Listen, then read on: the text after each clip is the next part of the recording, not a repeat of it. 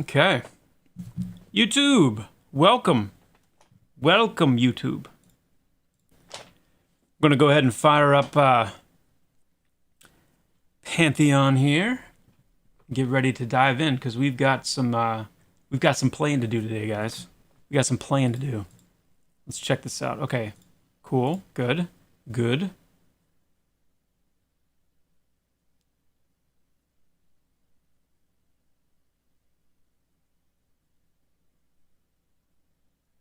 Vowels exist for a reason. They do. You know what? Vowels make a big difference. You know? Big difference. All right. We have returned. Let me actually get our volume flowing here. I'm logging in exactly where I left off. What's going on, YouTube? Frank, Renaud, good to see you. Tolmart, good to see you as well on both sides of the spectrum. Tolmart. Uh-oh. Oh, no. Hold on. Too loud? Too loud? My earballs. Why is it... What would make it so loud?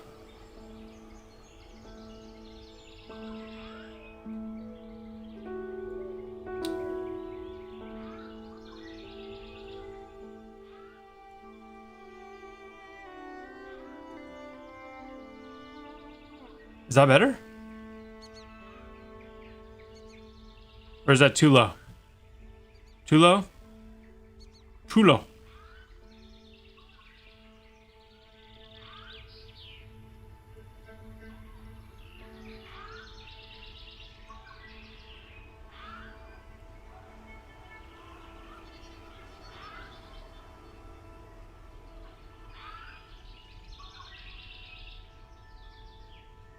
Seems like it was just a loading screen. That's so weird, because I thought the master volume was off. Well, you guys let me know. We'll run it here for now, and then if it gets crazy, let me know. All right.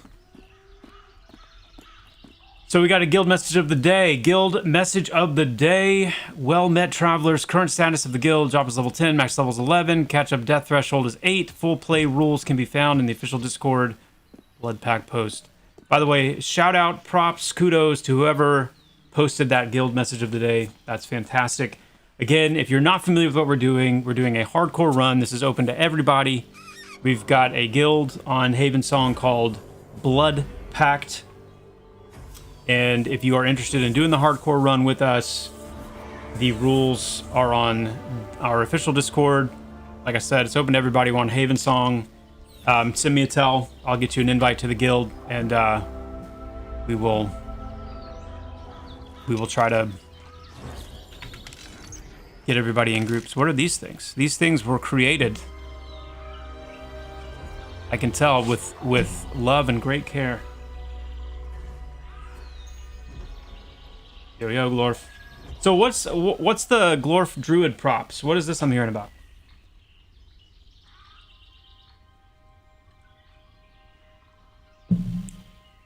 Do we still plan on putting some of those wind firefly bug particles in? Oh, heck yeah. Oh, yeah. Big time. Yes. Okay. Wow, I feel like we are definitely leveling up here. Gear-wise. Thank you, guys. This is great. Now I can be less likely to, I'm actually going to keep that on since it's got stat on it. Ooh, should I go AC or agility? Go with the AC one for now. Alright.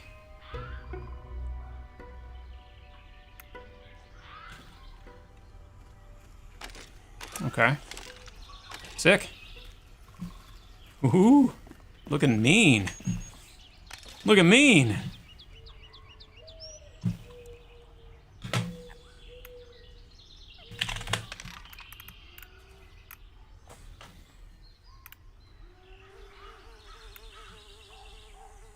Nice.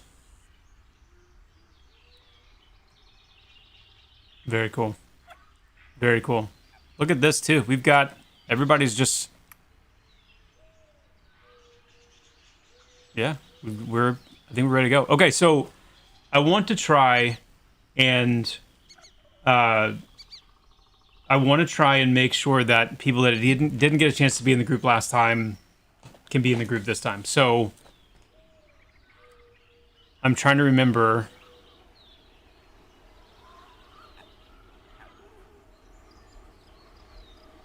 We do have the addition of a druid. Lorf ran a druid, an elf, from Wild's End to Throne Fast at level 1. That's insane. That is not an easy run at level 1, my goodness.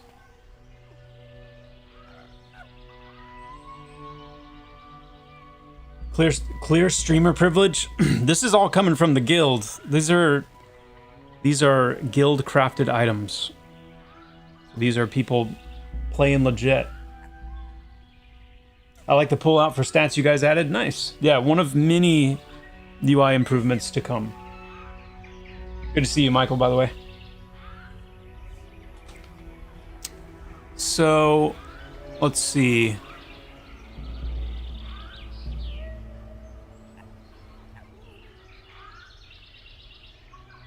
I'm trying to remember who we had in the group last time. Oh, were you in the group last time? Tree rat? I can't remember. Hey, what's going on, Killed? What's up, Weeb? Datamak? I don't know. I don't think anybody's made jewelry yet. Okay, let's get, we're gonna get O and Tree Rat.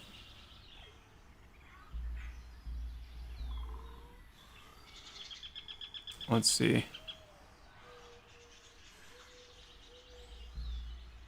Gotcha. Hey, what's up, Kurgan?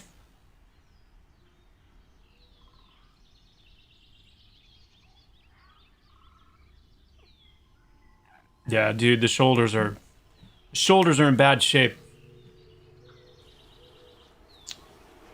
Bad shape. Okay.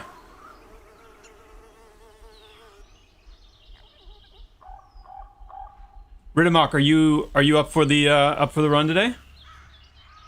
Hey, Gwim Chim, good to see you.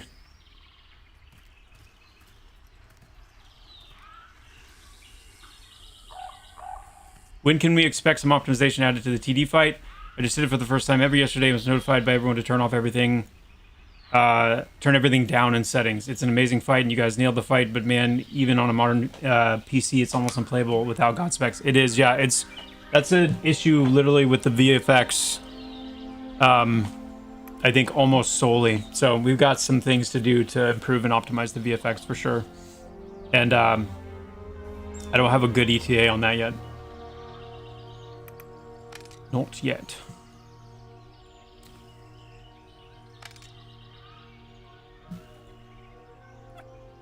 Yeah, I think we're gonna do Goblin Caves.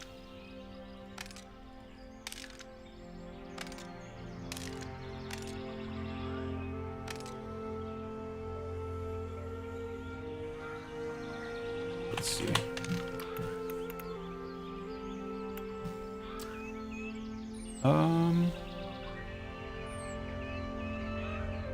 Banbury. I don't remember Banbury.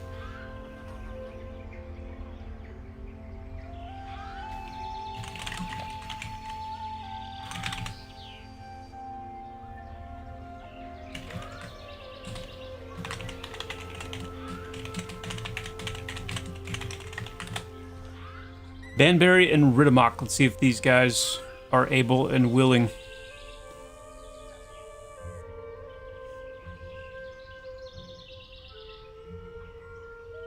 Alright, we'll get rid of Mock in the group. Banbury is not able to.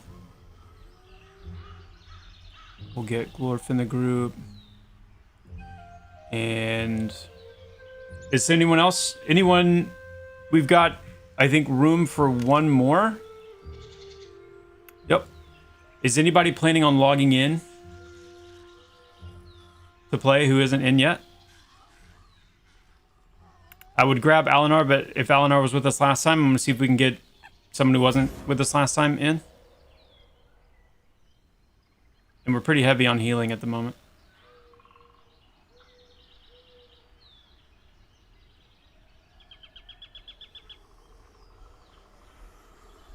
So we're going to be getting more updates about spring now that you did attribute change update. Yeah, we're at the point now where we're starting to gear up for yeah, talking more about like kind of what's in motion and what we're working on and how those things are coming. And it's a lot, as you guys can imagine. There is a lot going on. It was a busy time. Busy. Busy.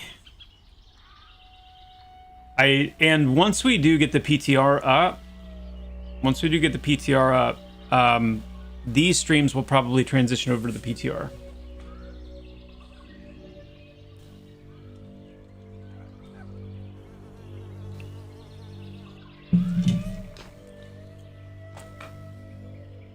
Your house full of spring breakers, or is that just my kid? Oh no, yeah, this past week's been spring break for us too. Today was our first day back.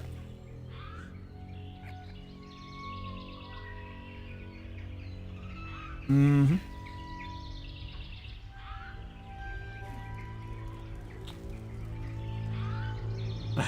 Well, we may still keep. We'll still rotate in the hardcore run, so it's not like we'll stop this completely at all. It's just that, yeah, I should have. Let me reword that. Once the PTR is up, we will be streaming regularly on the PTR, but we will probably keep this series going for a while. Yeah.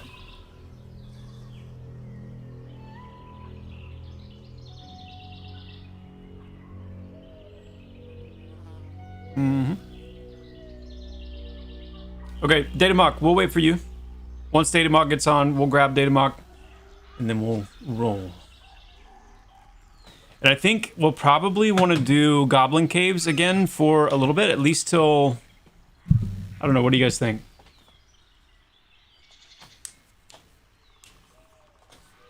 I think we're too low for Manor.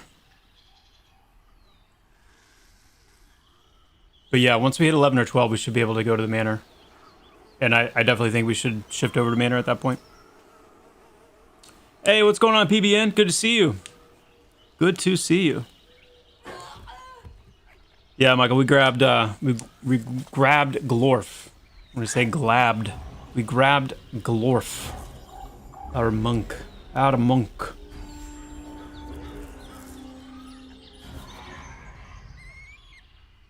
There seems to be a wide margin between your summoner comments saying they could parse well with wizards to what has actually been released. Keep in mind that the comments I'm making are purely in reference to, like, number one, without, like, broken clicky items in view. This is kind of like raw numbers.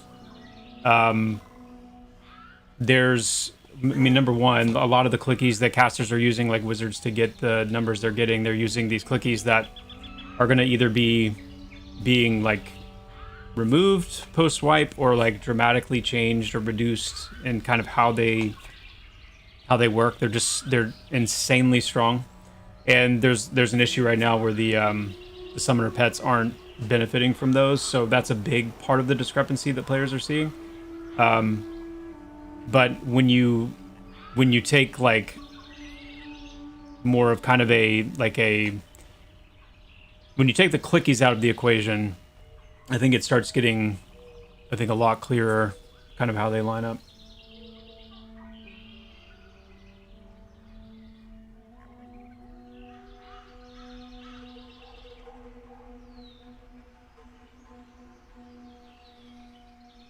Yeah, we might want to slip into Hal near it sometimes too.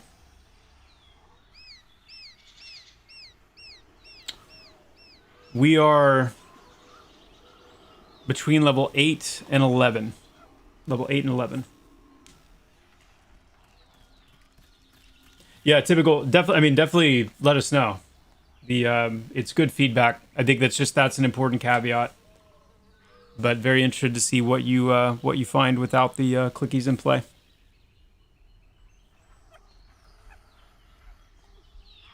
Yeah, David, been absolutely loving getting to get in and play like this.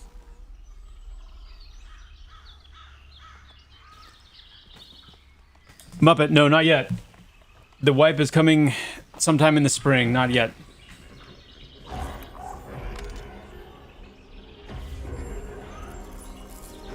No, you're good. Let's go ahead and head over to the caves.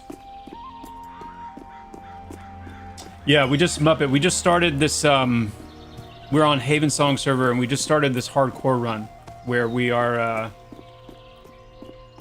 yeah, it's a pretty serious, but it's open to everybody on Haven Song. There's a couple of rules that we're following for the hardcore run.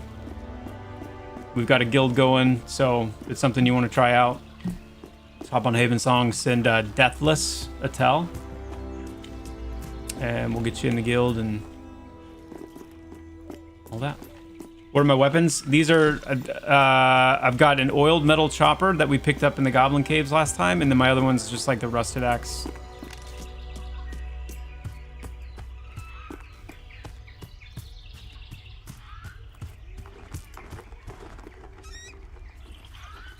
Yeah, big changes coming in the spring. Sure. Yeah, we'll swing by Lars first.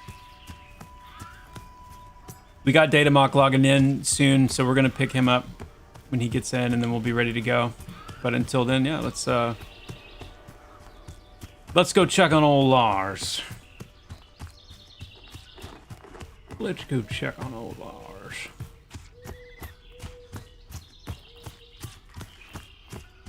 Lone Dog, not yet. Are these footsteps really loud? Let me know how the audio is shaping up, guys. I need to figure out why these volume levels are changing. I don't like it.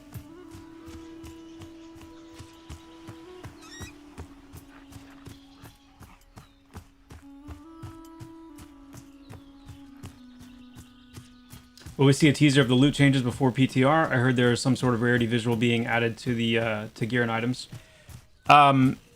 You're correct in that there is a rarity visual being added to items. As far as whether you'll see any of that before the PTR or during the PTR, kind of lead up to the spring patch phase, I can't say. Recruiter's up. Let's Do we need to try to take down the recruiter for any reason? Can't remember if he's like, what does the recruiter drop? The wagon wheel shield, cloak. I think I already have that cloak. Maybe not. We can skip it for now.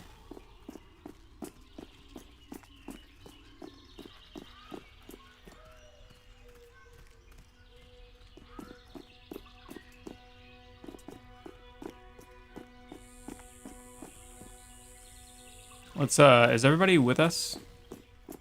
Now I'm getting nervous. I keep forgetting, like, we're hardcore run. Like, one slip off this mountain, one wrong turn.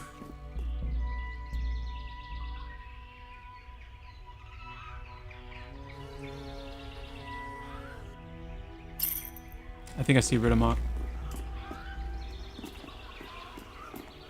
There's Ridamok. And then, okay, I think everybody else might be over here. All right, let's do it.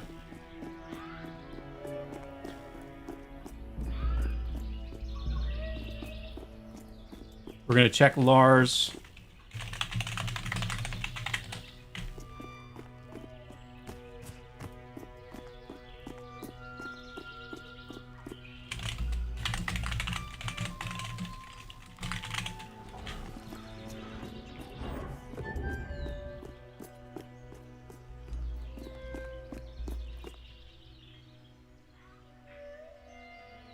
You guys need a tiefling adjacent race? What's a tiefling?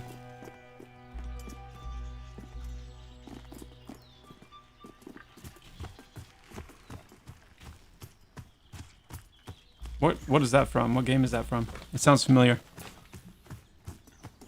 Yo, what's up, AK? Day is going well. Day is going very well. Oh, Larks is up.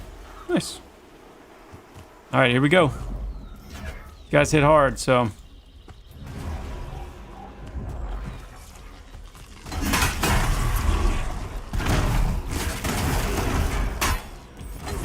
You resisted my silence.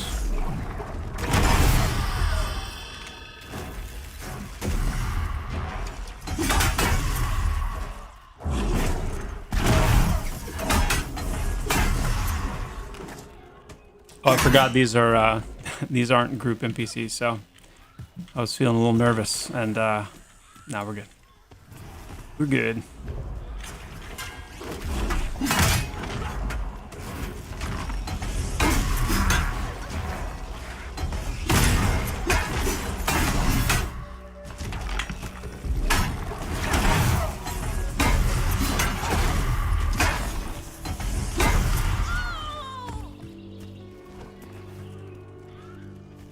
So what do you think? You think Larks is going to drop anything? Bowyer might drop a nice little bow.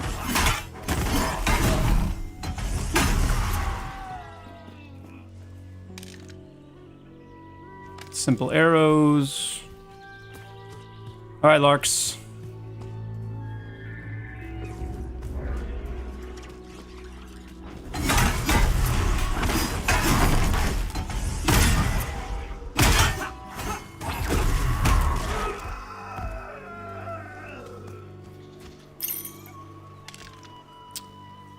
Hey! Hey! Nice. The Bearded Axe. This is 7 damage, 1 strength, 9 crit. Very good. Very good. Very good. That's definitely an upgrade. So we're going to put that in main hand. We're going to put the oiled metal axe in the offhand, and we are chilling. All right, let's pick up Data Mock. And let's hit the caves, shall we?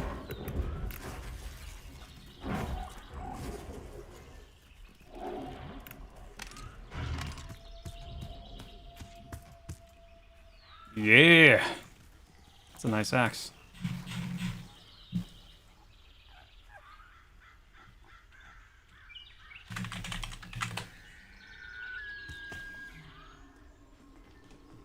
That's awesome.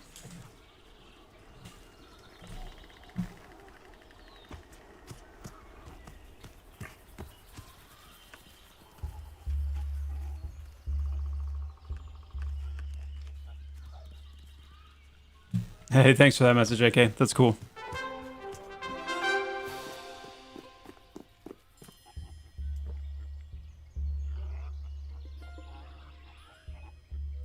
If you saw the D&D movie, the shape-shifting redhead was a tiefling. Oh. Okay, I think actually now it's starting to sound a little more familiar. Okay.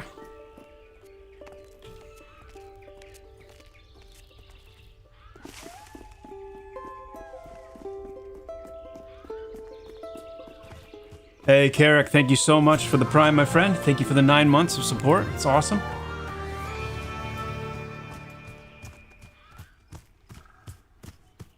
Yeah, Rossek. We're definitely going to be adding some a lot more control over the visual effects for sure. For sure. That's a big one.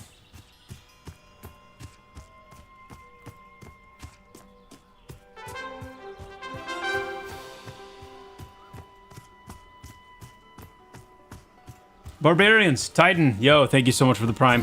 Thank you for the 10 months of support. Thank you, Titan. Hey, thanks, Rossek. I appreciate that very much. And we shall. We shall. I say this a lot, and I'm sure it's... I don't know if it's that it's hard to believe or that it's just easy to forget, but we are just as excited about the spring update as you guys are, I would bet. I mean, we're so friggin' pumped.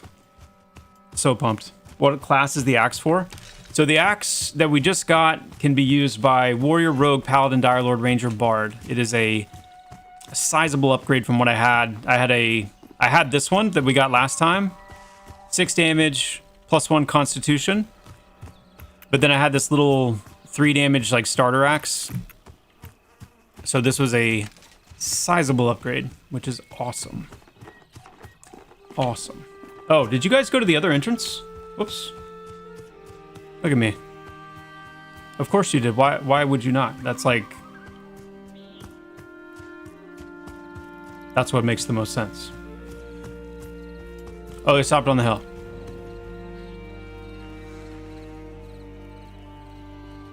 Okay. Okay. Oh, okay. I'm alright. I'm good.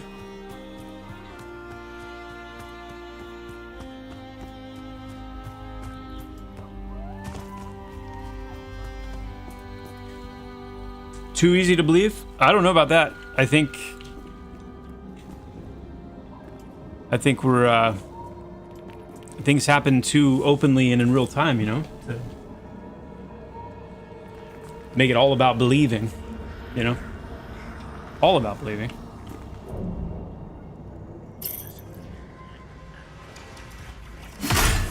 What are you talking about? By the way, I meant to ask you just let me play.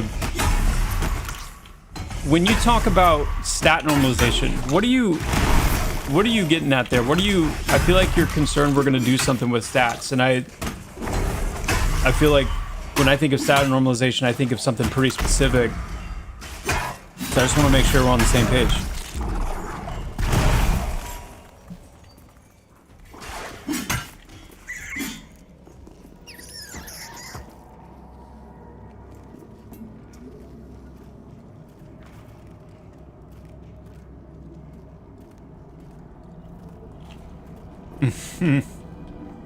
I know this was discussed, but they need more items that are more class and race restricted. Fighting over every dropped item isn't fun either, and making it homogenous is boring. Agreed.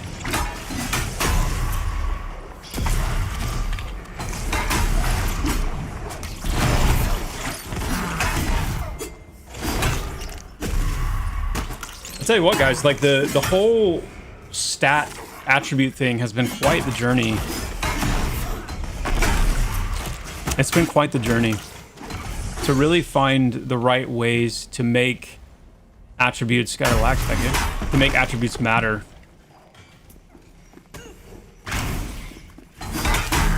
But then, you know, not wanting them to matter too much. Oh, I gotta tell here from Amorous, I have a bunch of jewelry that I've made. If it works for you, I will hand it all to you. Keep what you want and give the rest to the group. It is easier for you to show all the items on stream than for me to type out the stats for them all. That's true. That's so very true. Okay, guys, hold up a sec. We got, after this poll, Amorous has made quite a bit of jewelry for the guild, so we're going to go through it and see who needs what. Thank you, Amorous. That's awesome. That is awesome.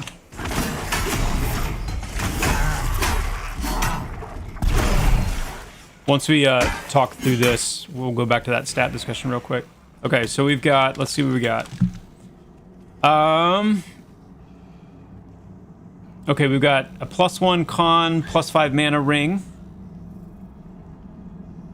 We've got a +1 strength, +5 health ring, +5 mana, +9 hit ring, +1 agi, +5 health ring, and a +2 agi ring. So who... Let's start with agi. Who wants the agi ring or rings? Who needs agi? Okay, Datamock, roger that.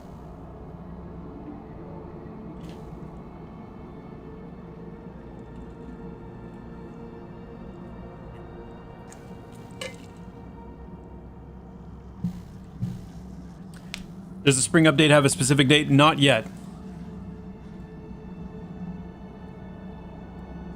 Anybody need agi? Nobody need agi? Okay. Does anybody need... Who needs mana? Strength? I mean, I'm gonna probably yoink the strength health ring here, just to, you know. And I'm probably gonna yoink this agility health ring, because it's just more health.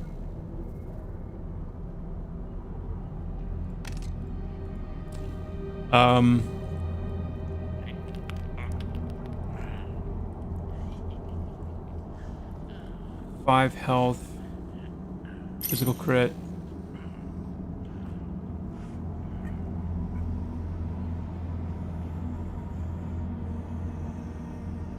We can give... Where's Glorf? Let's give the... Glorf, do you need Agi? Do you need the Agi ring?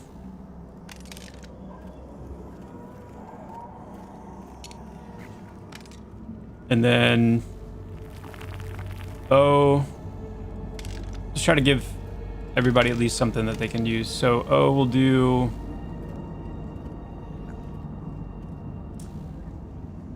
Oh, let's do... Wait. Con and mana. At least a little bit of mana. Tree Rat will do mana and hit.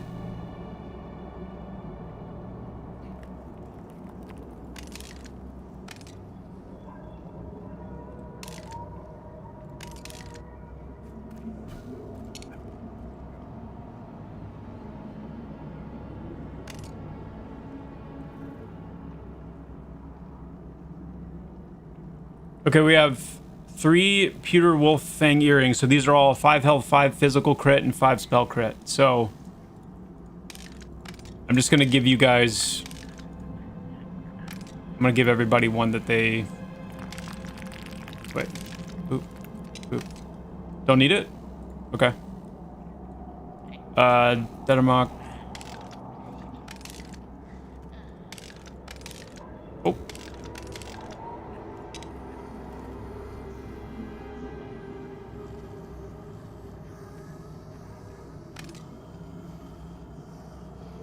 Ridamok, do you not need a...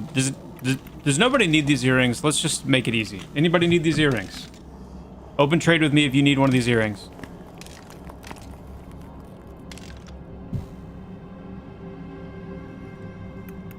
Oop.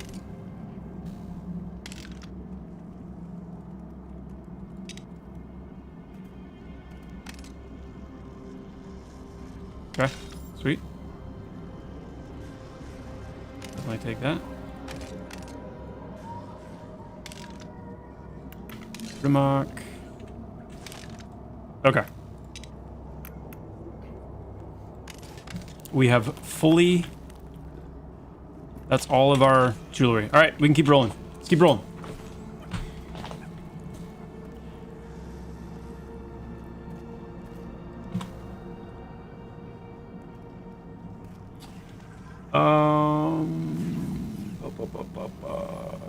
You are going to base stats on items off of what class uses that item rather than stats based on the lore and story of the item and its place in the world. I would say that's not, I wouldn't say that's true. I think it's more that, if anything, we're trying to get away from that. And one of the things that, you know, one of the ways you could look at it is we want to get more to the point where if you take an item like the Oracle Robe or the Shiny Metallic Robe from EQ, and the fact that, you know, whether you were a Necromancer, whether you were a Magician, a Wizard, Enchanter, whatever, like, all of the casters would want to equip a Shiny Metallic Robe because it was just generally good for casters. And what we want to be mindful of is that we're not going too far in the direction of, like, this robe is a Necromancer robe, this robe is a Wizard robe, and they're so specifically tuned for those classes that a Necromancer is not going to want a Wizard robe. That's taking it too far. And that's, again, just like the idea of that pendulum swing, we had gone too far in that direction where the stats were... So we have this whole like soft specking through attributes thing that does a whole heck of a lot to make attributes feel like they really matter and have weight, which is what we want. But it takes a lot of iteration and a lot of tuning to get to the point where you have that, but then you don't have this like super specific, like, we need a Necromancer robe, and Necromancers use these 4 stats, which aren't really shared, or the other casters aren't interested in those at all. So we need this really bespoke robe for Necromancer, because Necromancer robe offerings are pretty slim in this level range. So we need to make a robe with these stats. Like what you're describing, your concern, I think is more where things were headed, like where they are now. And a lot of the changes that we're making are to actually walk that back a little bit by rearranging a little bit which stats classes want, and try and do a better job when you have like a common archetype to say, okay, this robe might be a little bit better for a necromancer. This robe might be a little bit better for a wizard because of, you know, whatever. But then you have options through mastery to really decide which stats you want to emphasize the most by really kind of choosing which abilities you want to emphasize and scale the most. And then by also trying to consolidate a little bit more what stats the casters, for example, really want, then yeah, we have it gives us much more freedom to kind of like, we know that we want a robe, and this robe drops from this area, and it's, you know, pay more attention to the flavor and the lore and all that stuff, and don't have to worry so much about like, we really need a necromancer robe, or we really need a wizard robe. So anyway.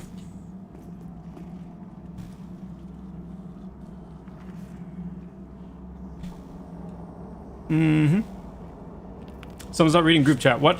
Oh, we can move down or drop down. You guys decide. I'm following you. As long as we feel like we're okay, you know? And we're not getting ourselves into trouble. I'm remembering now that I still have not rebound my silence, and it's not good. I need to do that after this fight.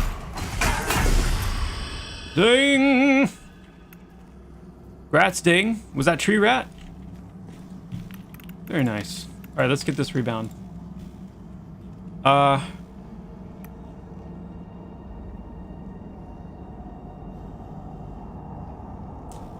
Let's go with Shift mouse 4. Oops.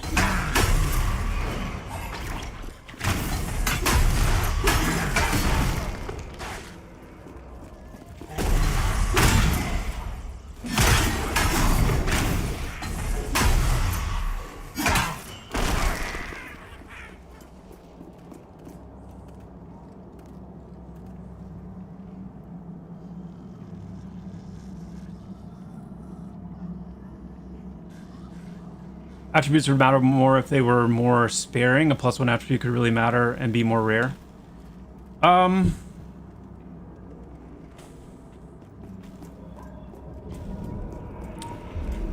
Well,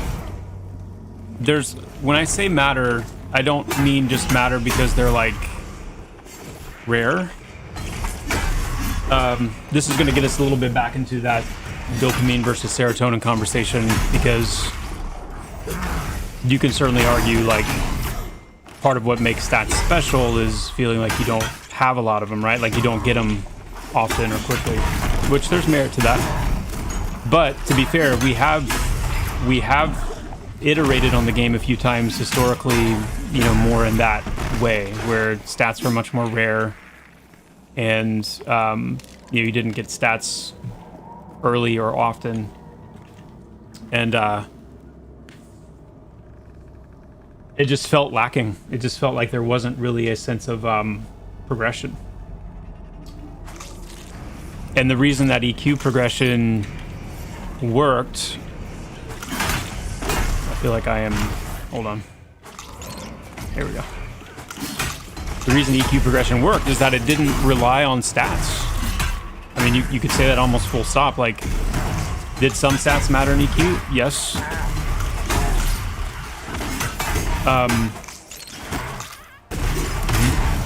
But there were a lot of stats that didn't really, or that you didn't really feel that they did much. But level did a lot. So did it feel good to put on those 5 dex, 5 agility, that 5 dex, 5 agility item in EQ? Yeah, I mean, they were stats, but did it like feel like something changed really? Not really. But when you leveled up, it did. So one of the things we're trying to do is like balance that a little bit, where level still matters for sure, but your stats actually feel weighty. And so that, you know, the fact that you, I mean, literally just a single point of a stat, you can feel it. And the way you feel it in Pantheon is because stats are woven into a lot of different things. Like, stats are doing passive things, but stats are also doing a lot more active things because a lot of your abilities scale directly from specific stats on top of the passive. And so when I get that 1 point of strength, it's doing what strength does. It's increasing my parry capacity. It's increasing the damage of my auto attack, my melee auto attacks. But then also I have abilities maybe that scale directly from strength as well. And so my ability damage is going up. And it's a really nice, that plus the level scaling feels really good.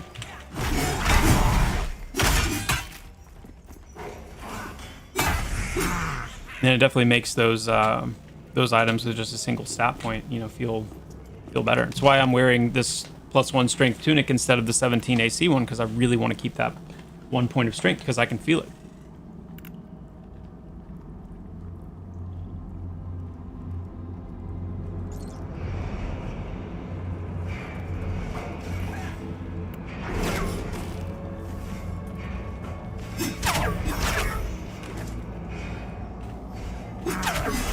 Oh, it's evading.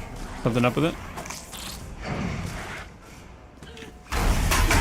There we go.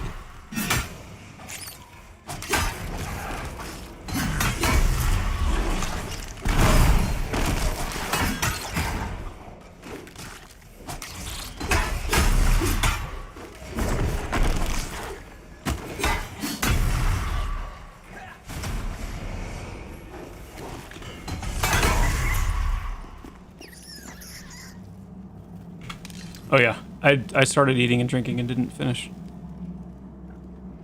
Did you say the HC run is moving to the PTR realm when it launches, or that streams are going to be moved there when it launches? I said when the PTR launches, I'm going to be doing more streams that are just on the PTR, but we're going to keep this hardcore run going here on Havensong. That's what I meant to say. Did you all change the graphics? I haven't been around for a while. It looks crisper. Yeah, the graphics are constantly kind of, well, I shouldn't say constantly, but the graphics have gone through several, like, incremental improvements, and will continue to do so.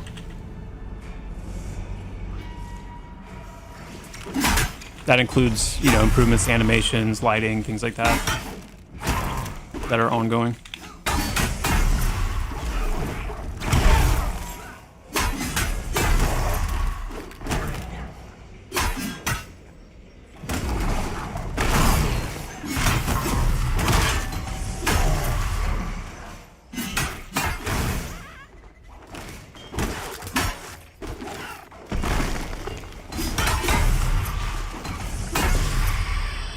Rats, we got another ding.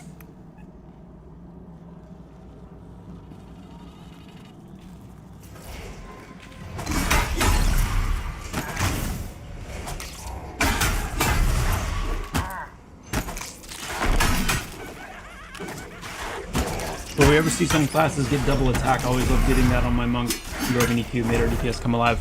Maybe. Maybe. I liked it too.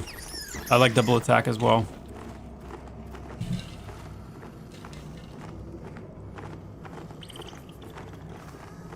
It's all a balance. It's like, because if, for example, we gave not just certain abilities the chance to double hit, for example, like there's a warrior ability that has, you know, several progressive mastery upgrades, and one of them is to give your main hand attack, like your main hand, when you use that ability, it has a chance to strike twice. And then you can further improve that chance to strike twice, and you can incorporate that chance into your offhand if you're a dual wield warrior or whatever. So there's that route. When we're talking about double attack being more of like a on autos, it's definitely doable. It's just, it has to be balanced with, like, if it's a skill based thing, and then you have you now have the ability to double attack, Oops. Of course I picked the one.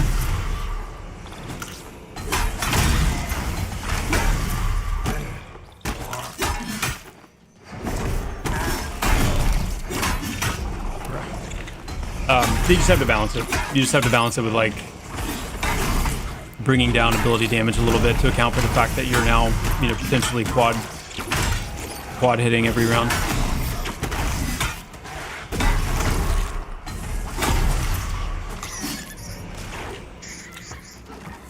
But what is definitely like the war example I gave, and there are many others, you know, double backstab for rogues, things like that. There's definitely a double attack on the ability level that I think is also pretty compelling to do, you know, obviously a lot for DPS as well. That would be cool to see more of.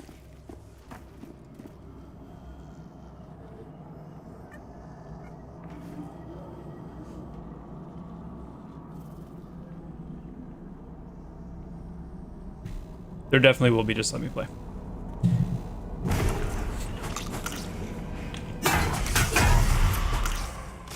Yo, Altazantech with the 5-stream streak. Yo, nice. That's awesome.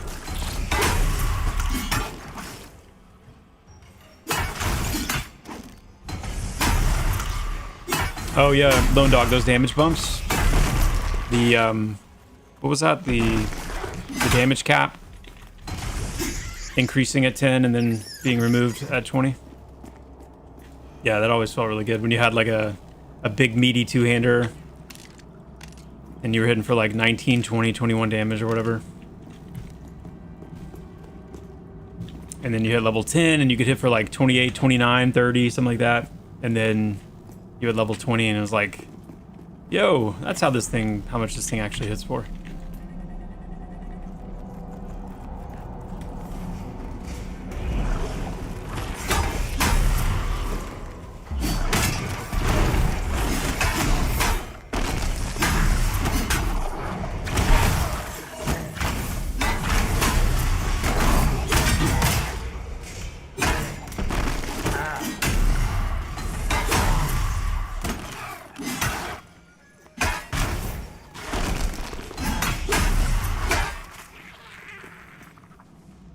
I don't remember. Maybe I'm just misremembering. I don't remember there being a damage cap at 30, like a final damage cap lift at 30. But what I do remember at 30, it felt like more of like a damage bonus. But maybe I'm misremembering.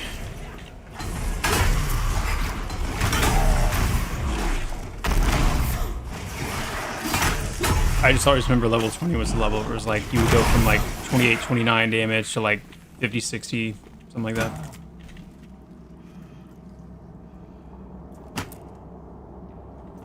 Oh, I was confused. Wait. Huh.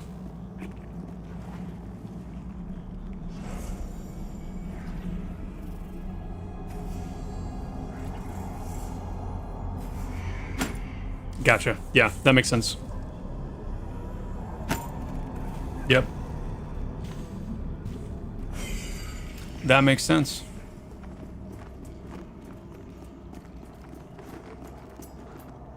Can I open this? I believe I can. But should I? That's the question.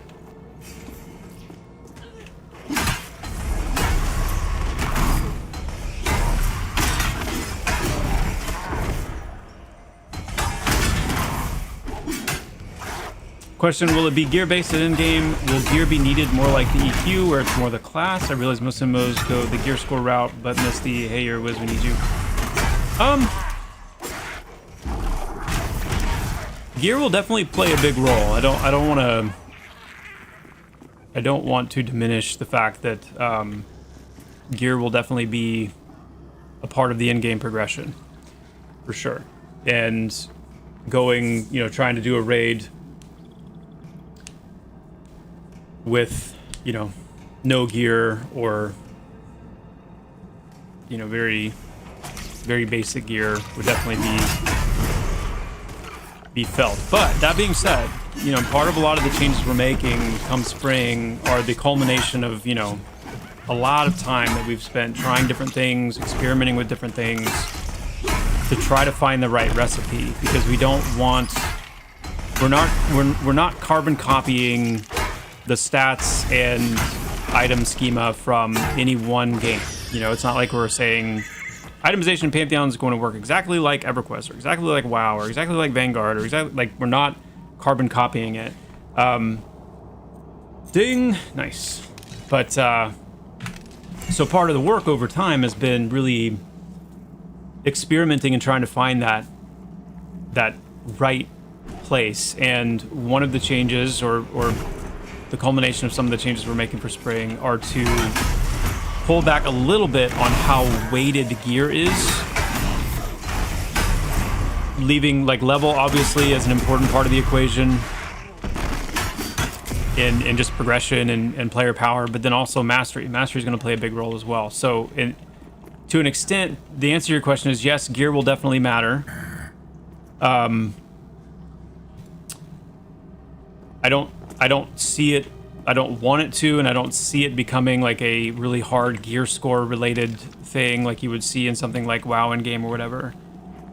But it will definitely matter. But your level, obviously, and then your mastery choices will also play a big role in that too. So it'll be much more character driven than it like is currently. And we'll end up kind of feeling like a balance between the two, I would say. Are we doing something similar with damage caps? It's not planned right now.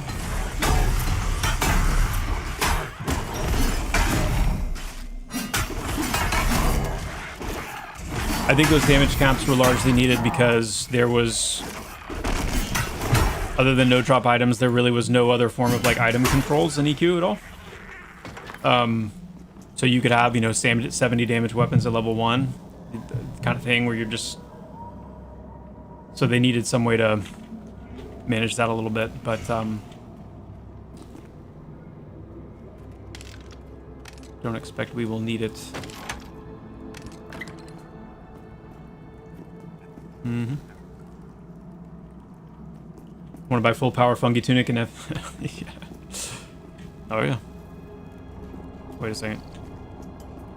Wait a second. Okay, I was a little scared there for a second. Whew.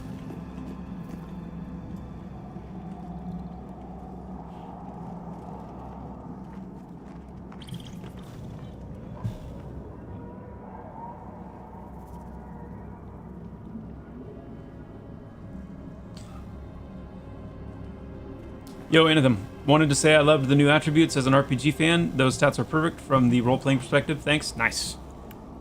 I'm excited about them too.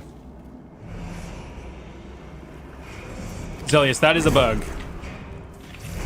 It is not intended to be linked to the player stamina at all. Yeah.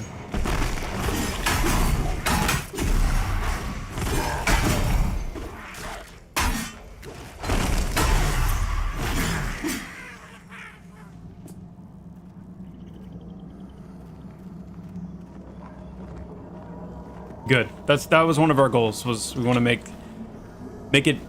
make nice sense broadly, and feel, I don't know, just allow for it to be more immersive that way.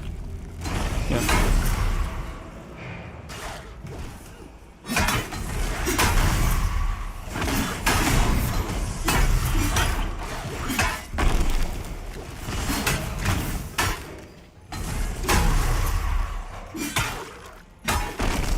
With the hints at Broken Maw and Rainfall for the fall update, will you guys ever be releasing the updated art world map, since we haven't seen one in like 5+ years?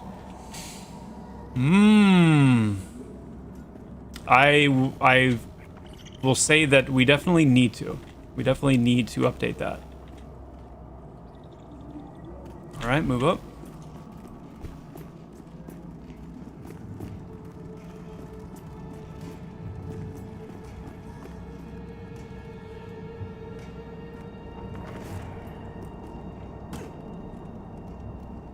Come here, little guy. Come on up.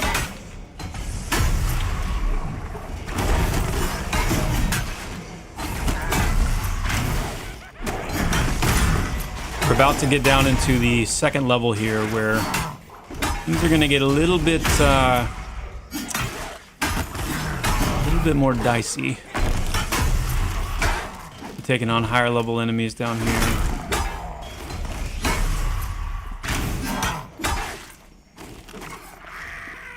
In case any of you have been lulled into a false sense of security.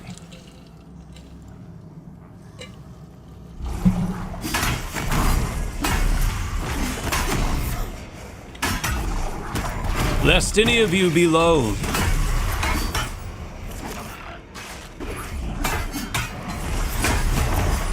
I will say this.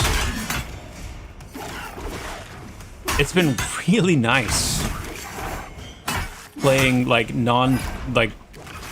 as a non-twinked character with other non-twinked characters in the content. It's been really nice.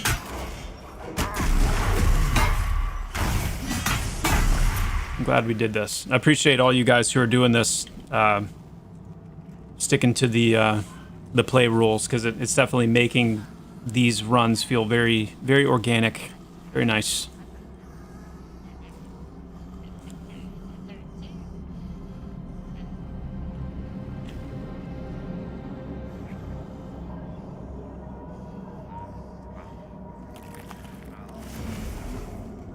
Oop. Speaking of. Oh, Glorf. Glorf. Woo. Oh my.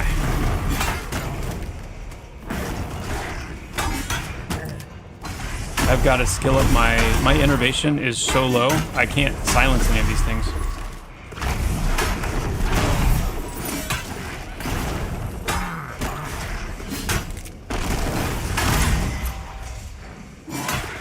Goodness.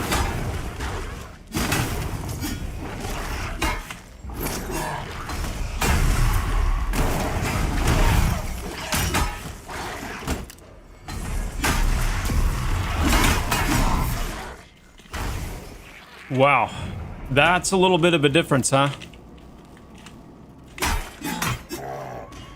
That's a little bit of a difference, that fight.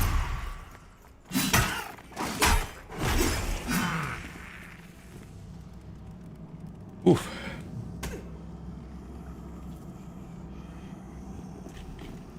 You have another group inspired by your run that started a non-twink group on Haven Song. We're having a blast playing at level. Nice, Jay Rickers, and that's really cool to hear. It's so different. It's so different. That was scary. I thought we were about to lose Glorf there for a second. Only question on stats. That is why Necro doesn't have stamina as a main stat, as the changed HP, as the change... Oh, as the, yeah, for the mana drain or the lich line. Well, that's part of it though, right? Is like, just because those 4 stats for each class are their kind of main scalar stats, particularly for their, you know, the abilities that most fully represent their role, like how they accomplish their role. That does not mean that you don't still want things like stamina for the benefits that stamina provides. You know, obviously more health, or that you don't want strength or more carry capacity or things like that for classes that don't have like abilities that scale from strength. And same with Necro. So it's like, you know, if you, as you rely more and more on that lich line, having more stamina is going to obviously benefit you greatly.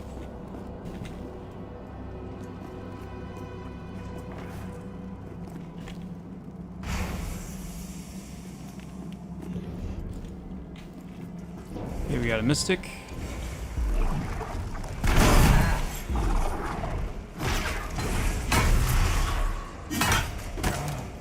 I'm going to start focusing on trying to practice my innovation here, so I can actually land a silence on these things. My goodness.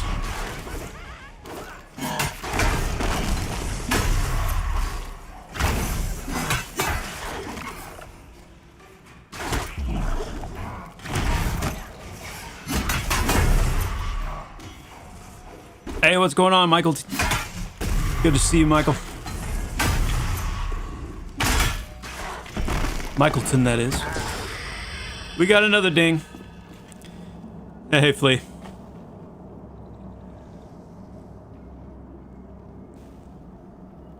Bold choice to go to the Goblin Caves on a hardcore tune. That place is miserable. It can get out of hand real fast.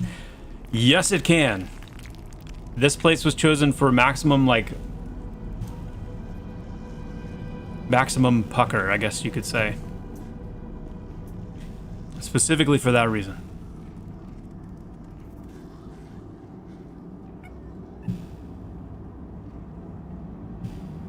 Hey, Joppa, what is the mindset of the rogue's secondary attribute being intellect as opposed to agility? What do you mean by secondary attribute?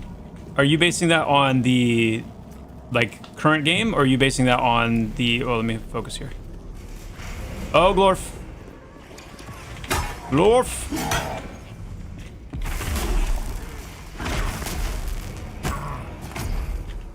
Try and pull this thing back.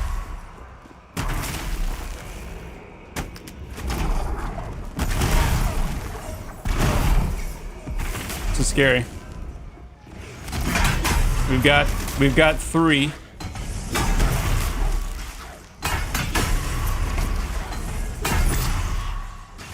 Here we go, guys.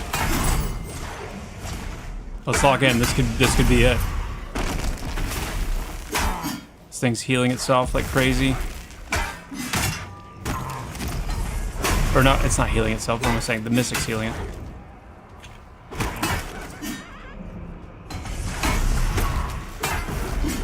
Do we still want to try to back things up?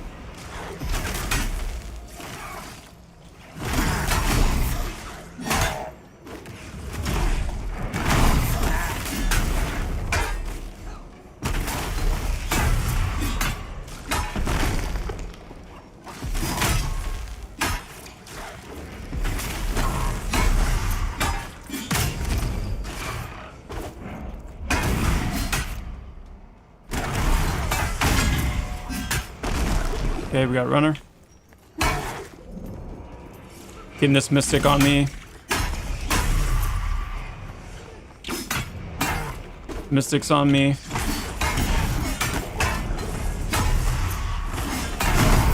Glorf's dead. Oh my sweet Christmas.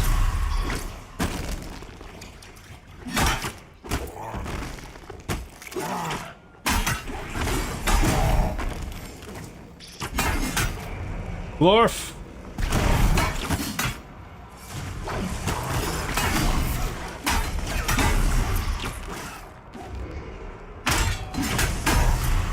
Glorf, no! I will have a proper keening as soon as this fight is over with, so I can actually, like... we can, like, truly, fully mourn the loss.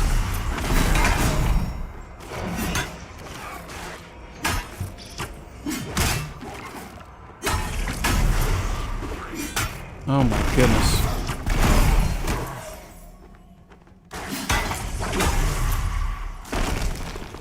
Yeah, I bet. As soon as this thing goes down, we're gonna have to, like... hopefully we can take down the Crystal Keeper, because we are not... we got an ad. Cave Bat. See if we can burn it down quick.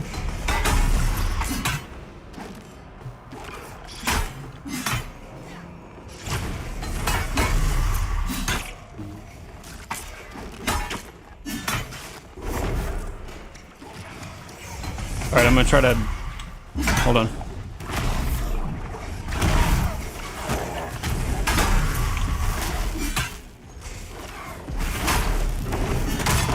Wait, how did we get Glorf back? What happened? Glorf, you're back! You're alive! Did we get a res off?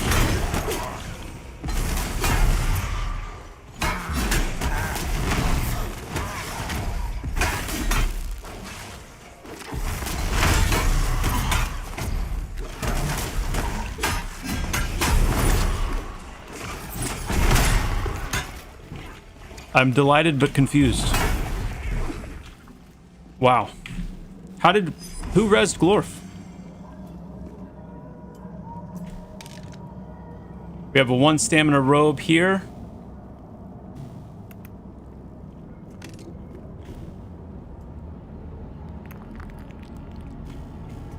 Shami got the res off? That is... that is ridiculously clutch. 1 stamina gloves. I'm gonna go ahead and yoink these. Well, I'm not gonna yoink them. 1 stamina gloves. Who needs?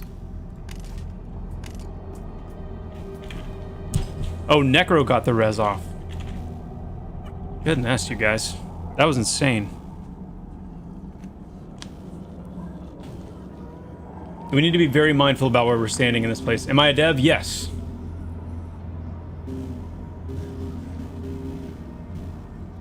Yes, I am.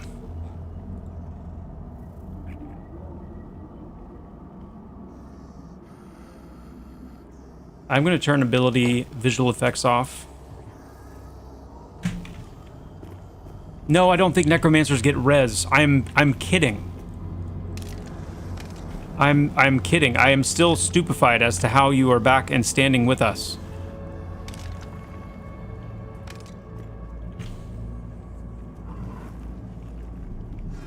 You can still get a res. If the group survives and you are able to get resed, then you technically are able to keep going. I think what saved Glorf is he redinged. And it literally... he got his health back because he dinged.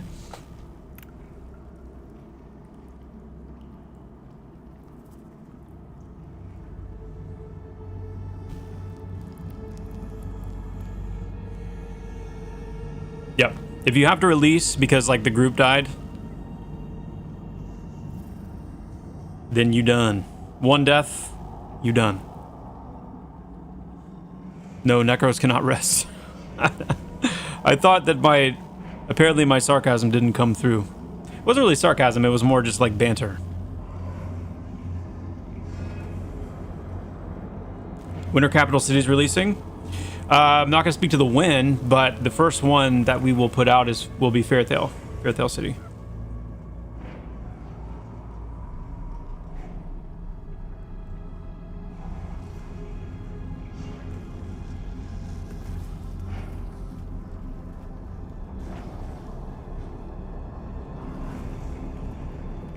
Just follow up. The graph table in the latest dev diary has the secondary attribute number 2 for rogue is intellect, which is curious reasoning instead of say agility.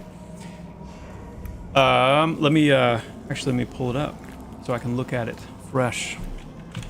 What I can say is don't read too much into the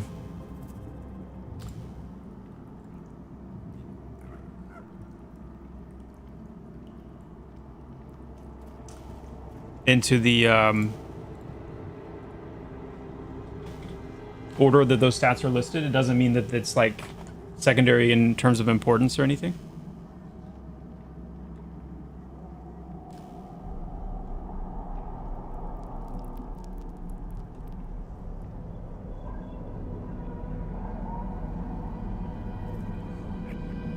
So rogues, dexterity, strength, intellect, and stamina. So the reason for intellect over, say, something like agility is because our rogues are heavy and go hard into toxin craft and trap crafting. And so intellect is reflected in your poisons, in your toxins, in your brews, and it's reflected in your trap creation and trap manipulation. And then things like disarming traps and things like that. Mm-hmm.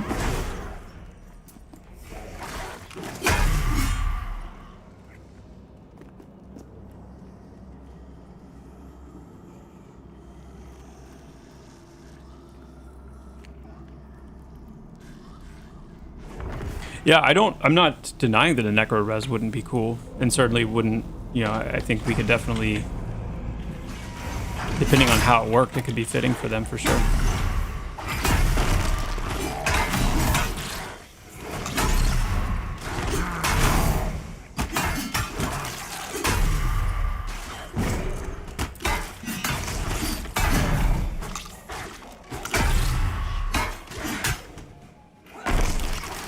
Yeah, does nobody need those gloves? If no one needs the 1 stamina leather gloves, I'm gonna take them.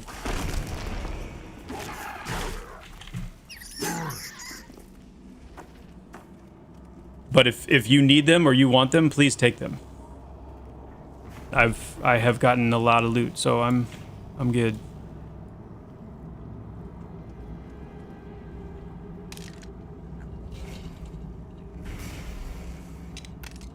Okay.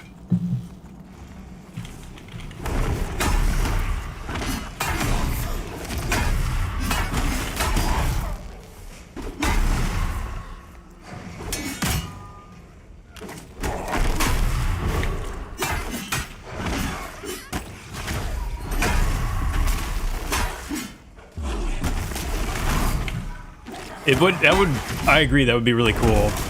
That's a cool idea for a necro res, where you like res somebody and they come back as a skeleton. And it like takes some time, it takes a couple of minutes for them to become like fully whole again, and they have to go through this like process. And you're a little bit slower and you kind of like shamble around. You can't like, the group has to kind of wait on you a little bit. But then you finally do kind of fully take back your form. I think it'd be kind of cool. Yo, Corwin, by the way, with the 15 stream streak. Sorry, I missed that. And Altazan Tech with the 5 stream streak. I can't recall if I got those callouts or not, so apologize.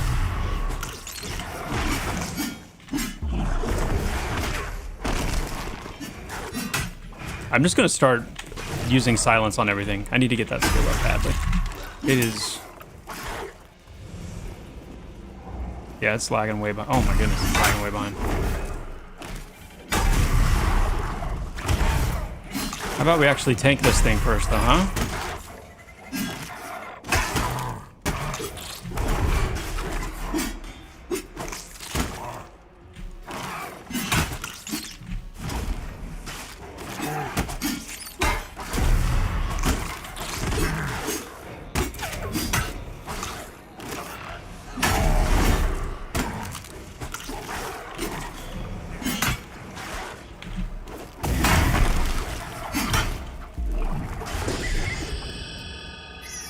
That's a ding.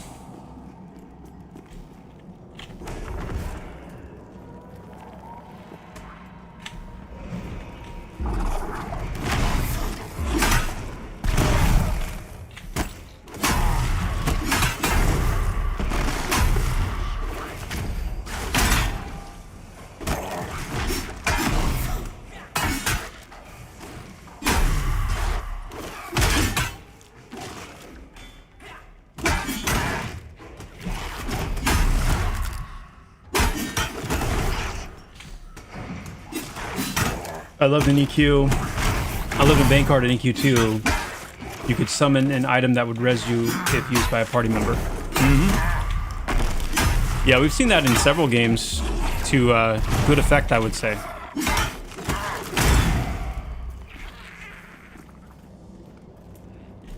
As long as it's, I don't know. As long as it's got some costliness to it. We got an ad here. Ad here, it's a mystic.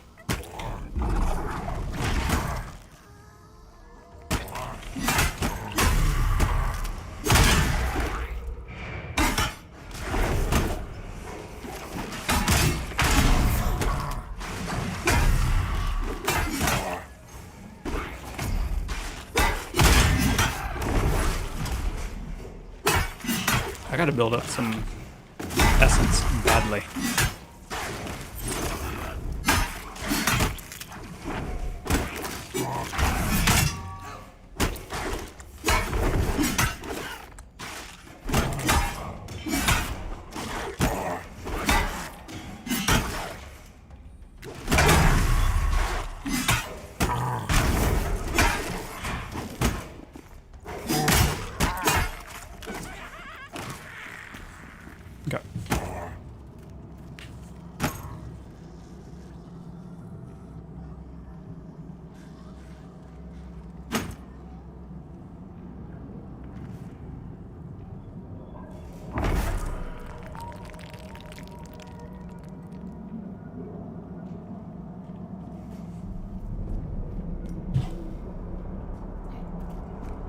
We got...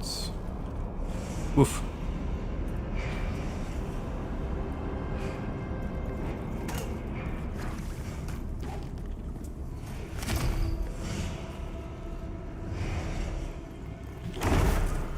I'm on the Skulker.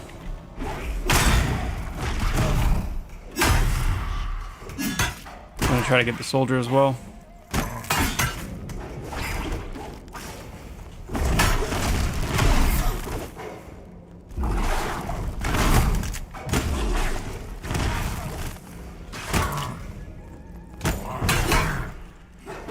Okay, got them both on me.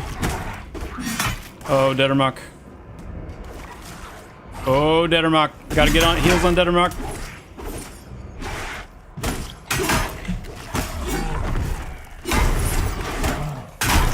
Okay. Dettermock is down. We got a Crystal Keeper. I'm gonna try to get it on me.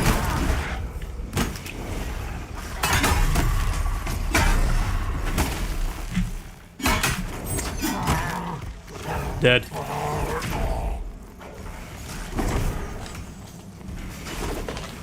Guys, this could be it.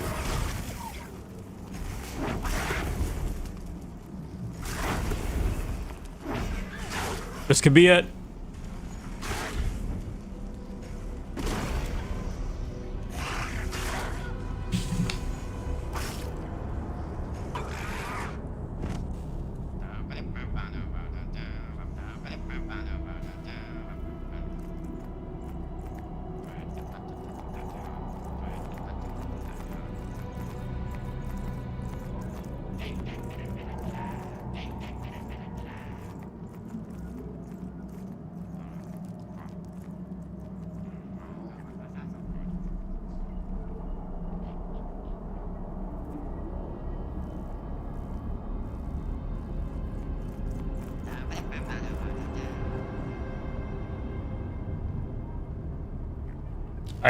I don't have a good sound effect to play to encapsulate what just happened here.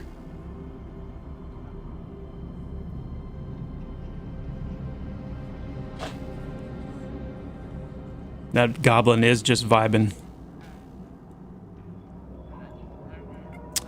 The future generations will run through Halnir Cave. No, I'm sorry, through the Goblin Cave. See these fallen bodies and think,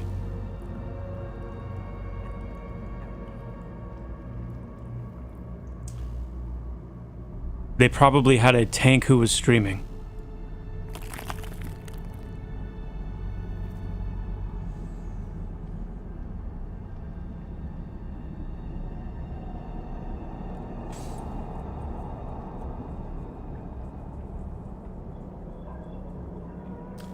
What level was this guy? We were almost, well, we were 4 bubbles into 11.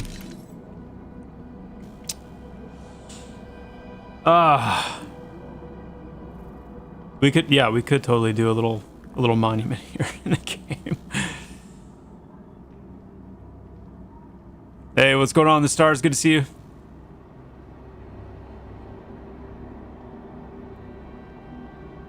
Oh, man. Okay, well, hey. The rules are the rules. What that means is we got to figure out the next class that we're going to play. Because I mean, hey. You know? So, I need a bio break. I'm going to put up a poll.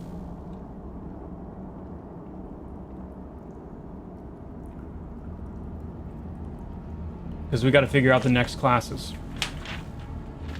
Man.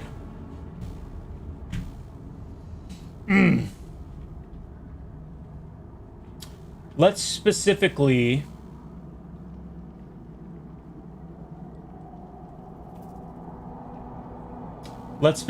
avoid, even though I want to play a healer so bad, let's avoid a tank and a healer for this next run, okay? So here we go. I'm gonna put down, here are our options. Let's do We're gonna go Necromancer. Well, Necromancer CC though. Let's avoid CC. Let's do Summoner. I'm also trying to think of ones I haven't played yet.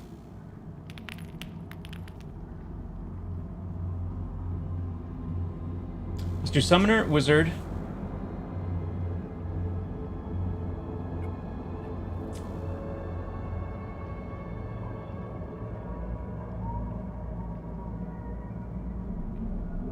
Ranger. I'm trying to think. Monk. And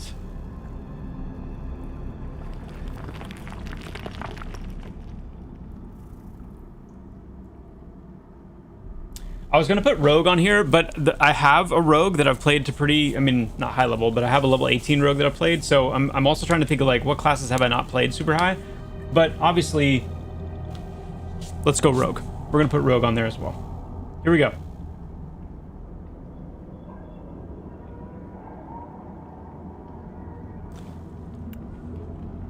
I'm gonna do this on for YouTube as well, so.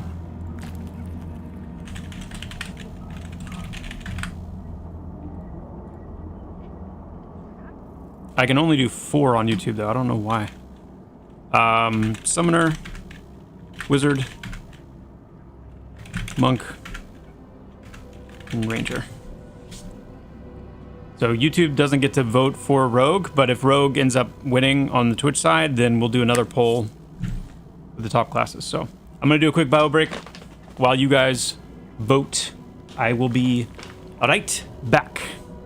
I'll leave this up for posterity's sake because this is sad. Be right back.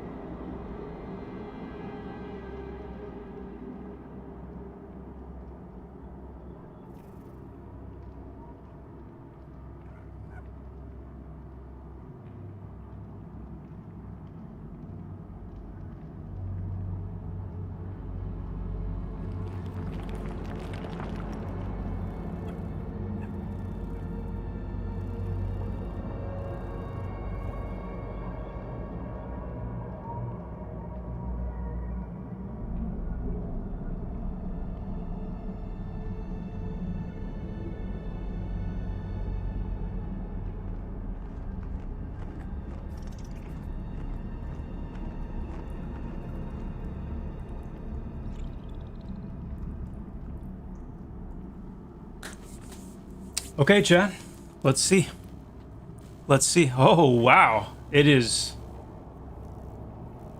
the same on both sides. Both Twitch and YouTube voted for the wizard. Cool. Wizard it is. Wizard it is. All right. Yes, you came back, Spurdog, and we wiped hard. So sad. So sad.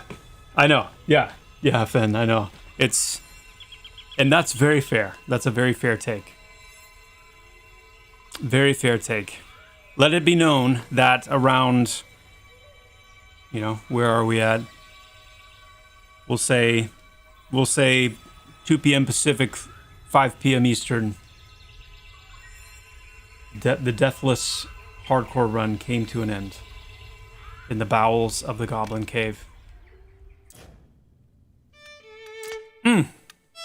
It's okay though. It means it is time for a new hero to rise. Now the question is,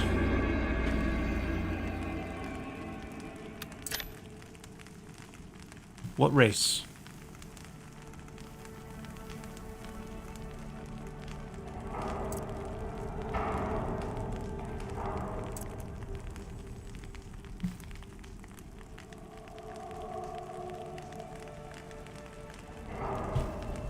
Oh yeah, I have to delete him, sorry.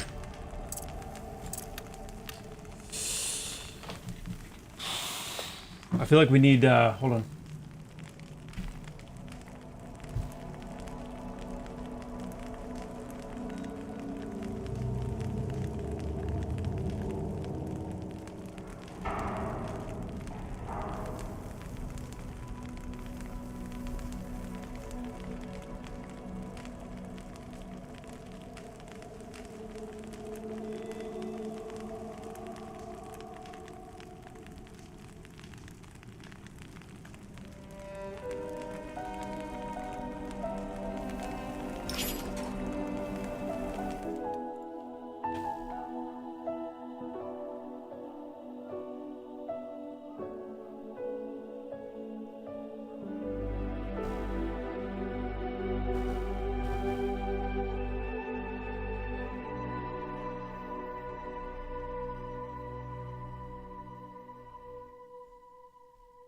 Guild leaders deleting tunes makes problems. Because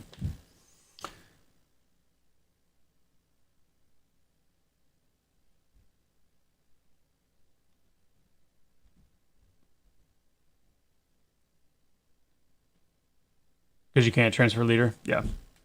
Well then... Well, so I should just leave this character untouched. Like I shouldn't... Any other characters I can delete because it's not going to be the guild leader. But I'm going to treat everything that this character had on them as if it was deleted. So I'm not going to transfer anything back off this character. This stuff's gone. It's gone. It's dead and decaying there at the bottom of Halnir, or at the bottom of the Goblin Caves.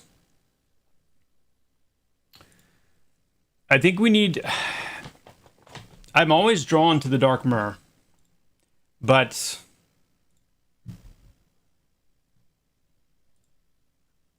and the Dark Myrrh Wizard, I mean, they have 9 int. 9 int! They only have 4 wisdom, though. Elf is easily the next best option, in my opinion. I mean, humans are good too, though. Humans and elves are actually, they're pretty much... Well, elf has 1 more wisdom, so...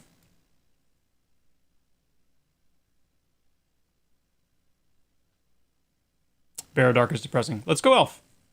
Let's go to Wild Zen.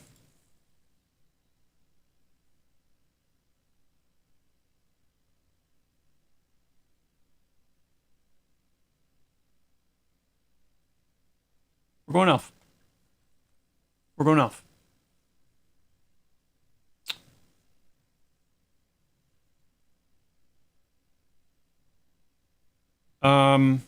Let's make him look respectable.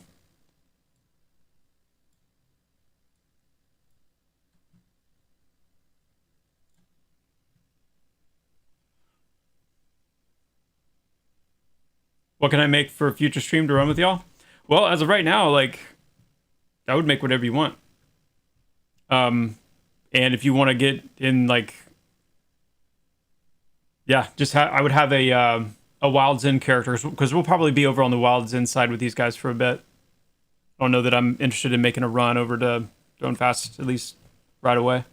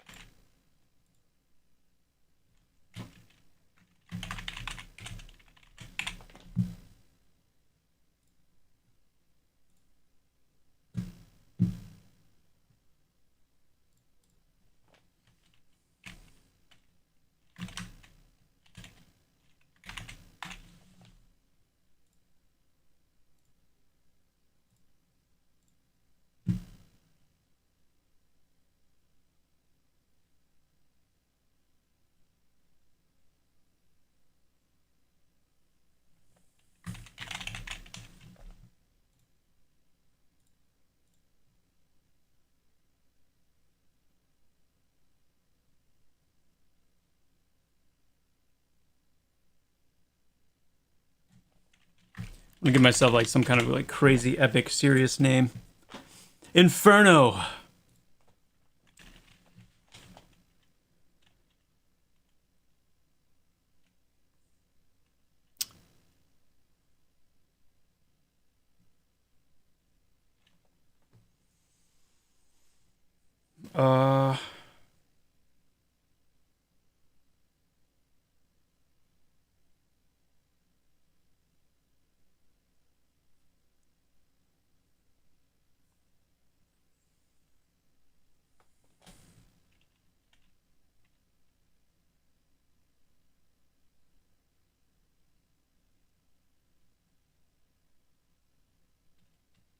Let's see. Yeah, let's see if we can get the actual like Master Blaster.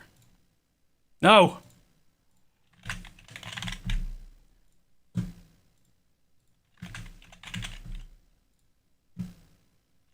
Blasts. Blazing Inferno of Might. There it is.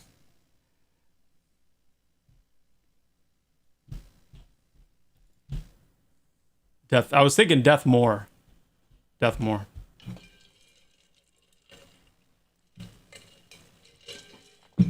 We in. Icy Corpse. Deathless Jr. I like all these names. Hey, what's going on, Butt Monkey? Good to see you. You did join at an awkward time. You joined right as we were laying ourselves down for the last time. Okay, now Wizard. Here's the interesting thing about Wizard. Especially if you're watching and you're not super familiar with Pantheon. Wizard is an interesting class. They have a bit of an interesting mechanic going on. So let's talk through this together, okay? It's been a hot minute since I've played a Wizard, and an even hotter minute since I've played a Wizard with intentionality. Like I'm going to be on this character for a while. So, we'll start with this guy right here. Basic Elemental Focus. You are keenly attuned to the elemental energies around you. For each element, fire, cold, and shock, that is fully focused, which focus are these wheels right here. For each element that is fully focused, you will gain passive mana regeneration per tick for each full focus element. Wizard passive. If you attempt to consume focus for an element you do not have, it will consume focus randomly at a 2-to-1 ratio. If you run out of focus, the price is paid in blood at 10% health per focus.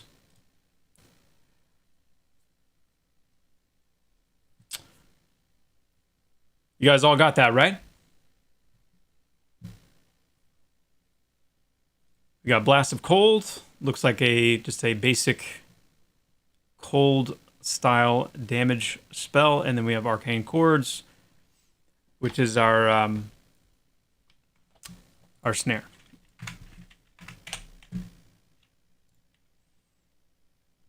Or root. Okay. And we've got our Nervous Magic technique, which is just a damaging technique. This spell will probably hurt your target. Fair enough. Okay.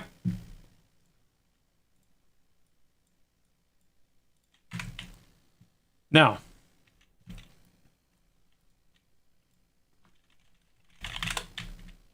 what did we do last time? Did we just go and just get a level or two on our own? How did we do it last time? Wizard doesn't feel good until 25. Good luck. I mean, we'll be there before you know it, you know? I mean, what, 30 minutes? We'll be level 25 or so? Kidding.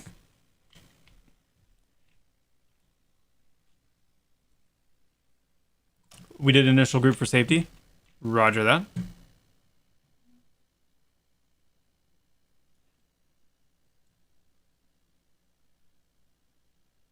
We could definitely get in a little jungle goblin group here pretty early, yeah? I'm down.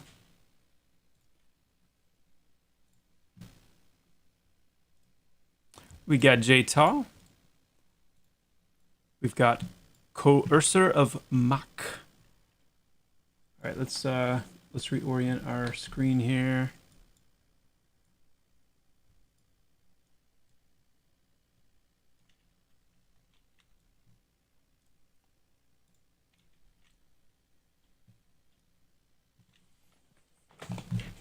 Oh, let me turn my audio back up too, huh?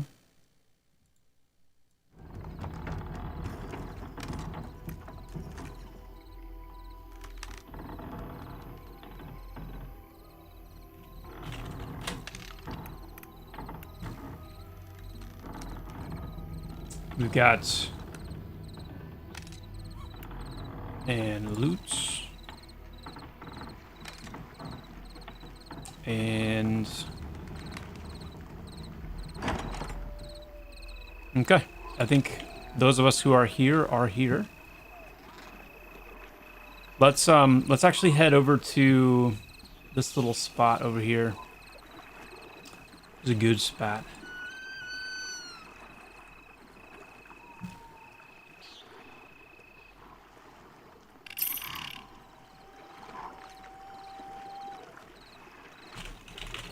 Glorfet.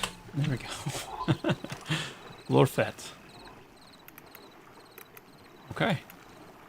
Yeah, this little area right over here is awesome.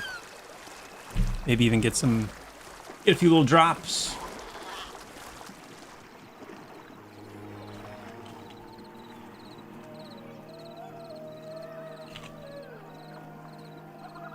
Here we go. Oh, let me actually... Okay. Here we go.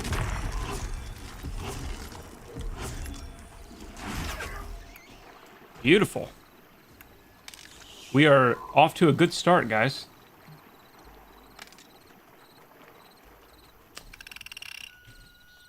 Okay. This Link's next.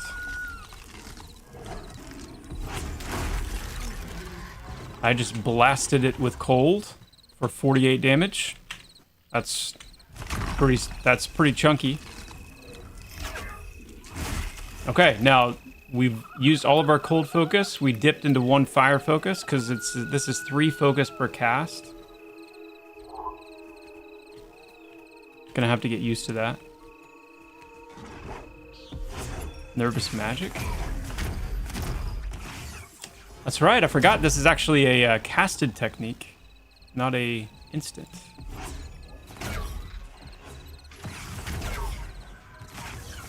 Can do this while I'm getting some focus back. Interesting.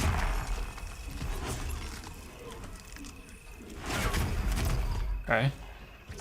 I'm gonna go ahead and use this again because I've got enough focus to do so. Bam. I gotta tell you right out of the gate, even when I was making this wizard, it was like, there's a certain gravitas that wizards have, you know? Just the name wizard. You just feel like you're gonna blow some stuff up, and there's a heaviness. So the fact that I can chunk life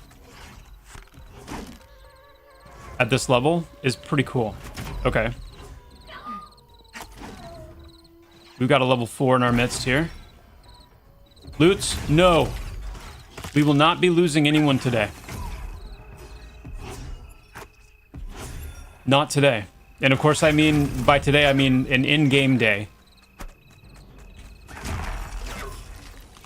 Alright, is this gonna get resisted? Oh! Nice, okay. Now we could be in some trouble. Let's get a little distance here. We're gonna do a little kiting.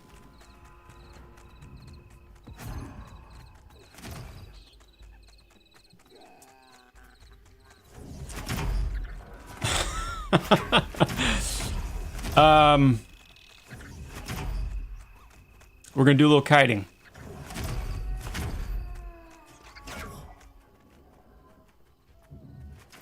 Whew.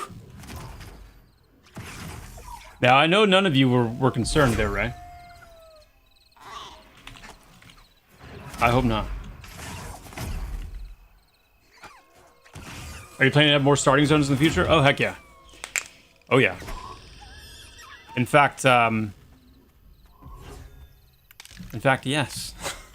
We'll leave it at that. But yes, definitely.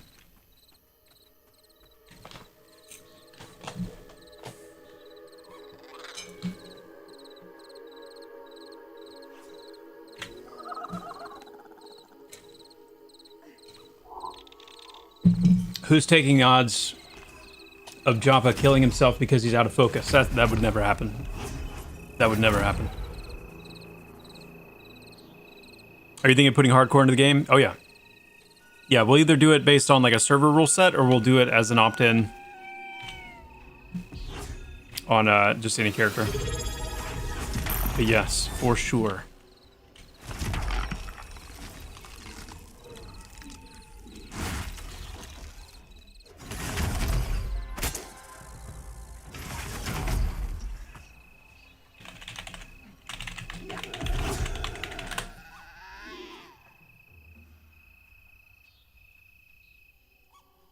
Oh, I don't have... somebody give Ritatrax a guild invite. And you can promote me to officer as well, so I can invite people here on blasts.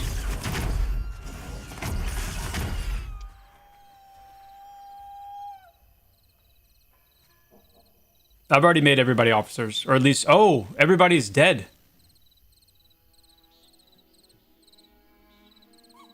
Got it. Yeah. I mean, I made more people officers than died in the last group, so there are still some officers floating around, like Alinar, I know is an officer that has survived. Okay. Okay.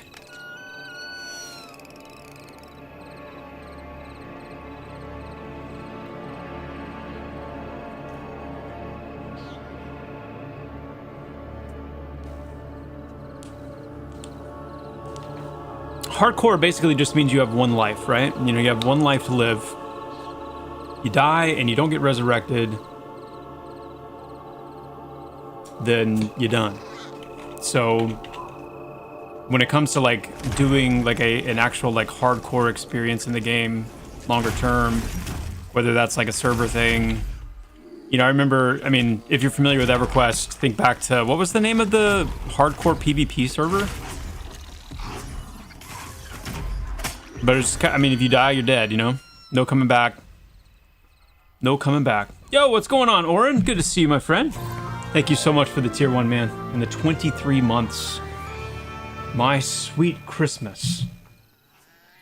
Sweet Christmas. Thank you so much, Oren. It is going well. It is going well. Very well. We are doing a hardcore run on this character. We actually were doing a hardcore run on a Dire Lord, got to level 11, and just died. And our whole group, so. No, it wasn't Sullen Zek. Selenzek was not hardcore. That was a PvP server for sure, but it wasn't. Was it Valenczek? I think it was Valenczek was the hardcore one. That one was fun for a little while. There were just, I mean, so many dead. I mean, I don't remember even seeing anybody. Well, that's not true. On the hardcore PvP server, like, you had to, like, out-level. You had to be a class that could level very quickly solo, and there were some people that definitely out-leveled.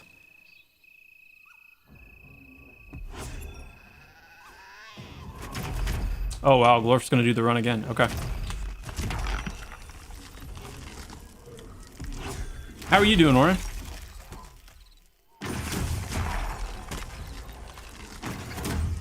Let's not do that. Let's save that mana. Ding! Ding.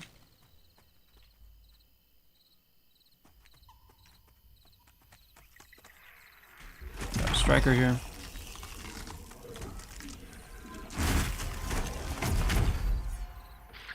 I mean, we could definitely go that far with it, Stoli. I mean, that's fair.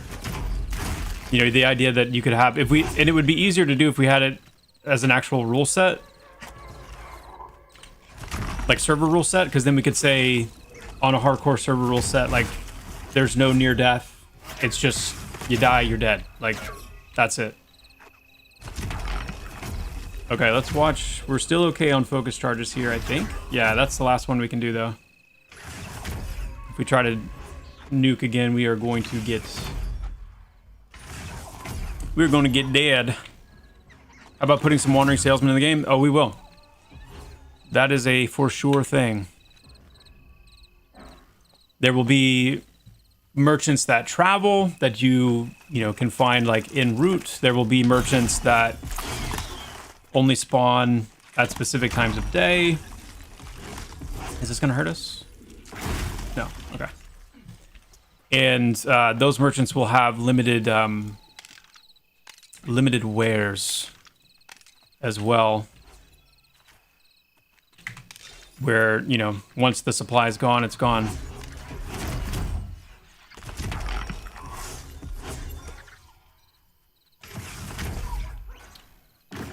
I got you. Our entire finished basement flooded last Wednesday, so I've been dealing with that. Oof. Oh man, I'm sorry to hear that, man. We've had a few, like, major internal flooding incidents over the years, and it's just... I'm sorry to hear that. That is a pain to deal with.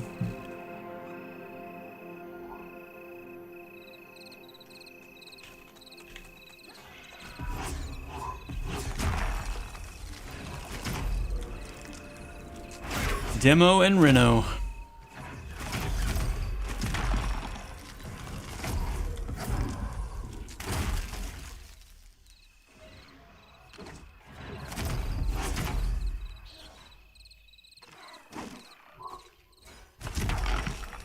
Oh. Oops.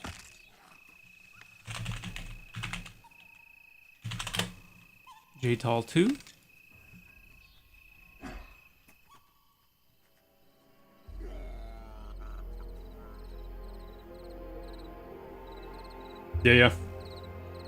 Yeah, that's one of those things you just, I mean, yeah, you just have to buckle down and get it taken care of.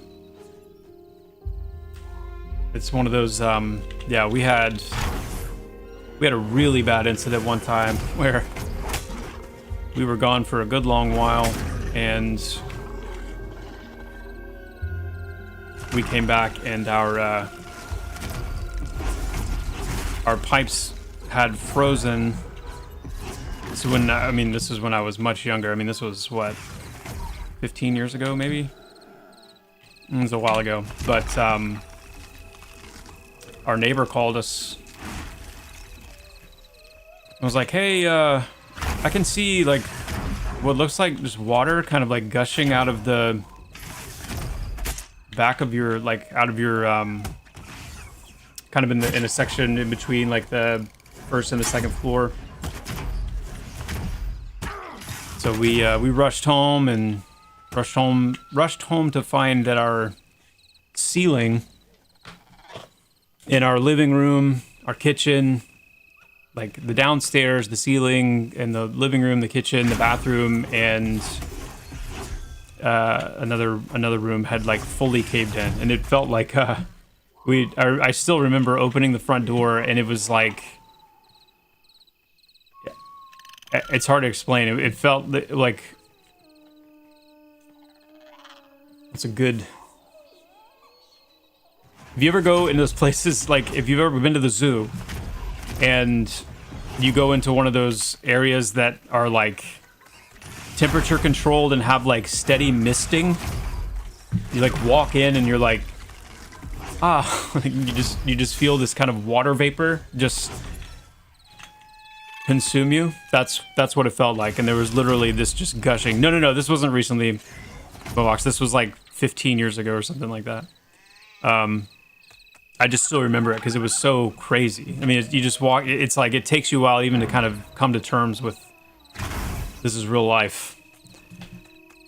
But I will never forget that feeling. And just this huge gush of water, just going non-stop. Waterfall right in the middle of our living room. It's crazy.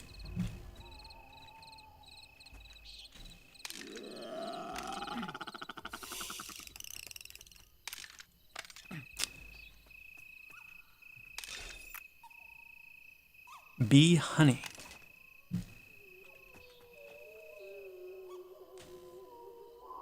Been hopping on my druid here and there where I can. Love that class. Can't wait to see what y'all do with it going forward. Yeah. Yes. That's the thing that I'm most excited about at the moment, just like work-wise, like just the stuff that's kind of on the plate is that process of going through the classes and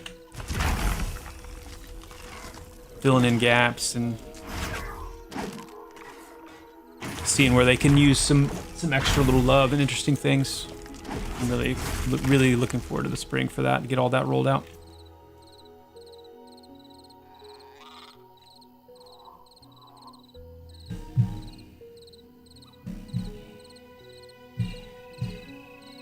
None of the 4 original something Zek servers were hardcore. Yeah, no, you had Rallosek,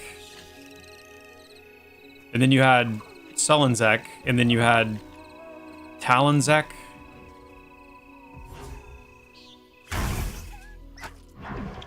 I'm trying to remember what the hardcore one was. I thought it was Valenczek, but I guess I'm misremembering that. But I can't remember. Sullenzek was faction based. Well, yeah, I mean it was team based. It was good, evil, neutral. This thing has resisted my spell. Oh, it's okay. I was like, I've been resisted 3 times in a row. Wow.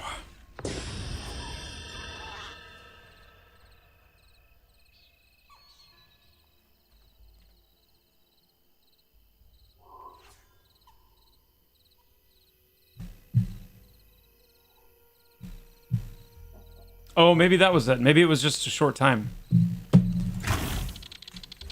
That would make sense, because I don't think you could sustain a population. It's hard enough to sustain a population on a PvP server anyway, much less it being permadeath. So yeah, I guess that makes sense.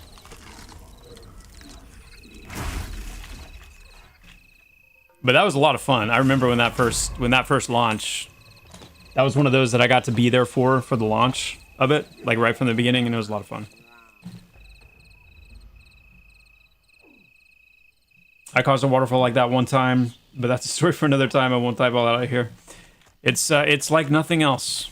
A waterfall in the home is quite a thing. Quite a thing.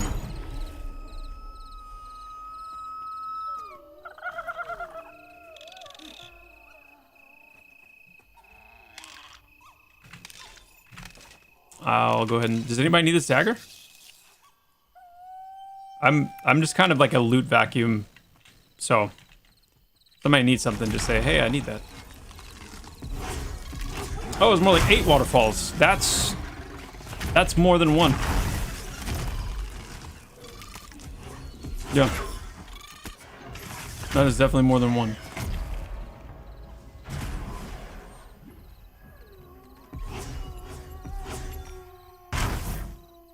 Any ideas how weather will be handled in the game when it goes seamless? Yeah.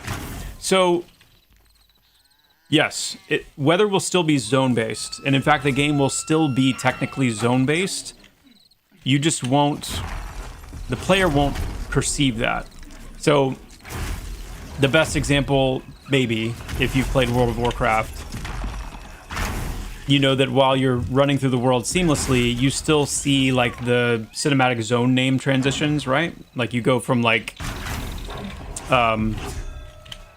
Menethil Harbor into the wetlands, let's say, and you see wetlands, you know, show up. And when you cross that invisible line, you see, like, your chat channel changes, and you're technically considered to be in the wetlands. And that's because there is still a notion of zones. You just don't load into it. You seamlessly move into it, and everything kind of, you know, follows suit. That's the way it'll be for us. So the idea is that when you, let's say it's raining in Thronefast, and you run into Avenger's Pass, and it's not raining, ideally there will be some, a little bit of padding, where it's like, just as currently right now, when it starts storming, it doesn't happen immediately. It kind of like transitions into that you would transition out of the storm or the rain or whatever into whatever the weather is in Thronefast.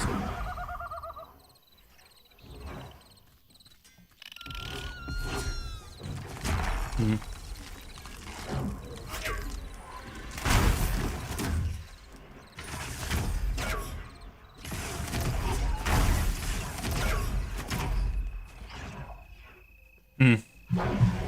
Yeah, it should, and it shouldn't even need to be something we do like special. It should just be the way the weather system works, where, you know, whether is turning on or turning off, it's kind of the smooth transition. Is Nebuchadnezzar? Let's get them in the group.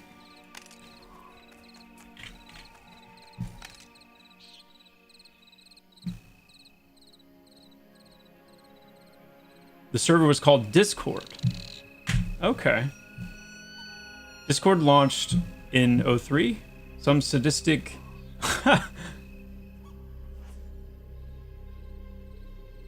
Why don't I remember it being called Discord? Was it really in 03? I guess it was. I guess that makes sense time-wise. Huh. Okay, this could be a little hairy. This thing's level 6. The resists. My goodness, the resists. That was a long time ago.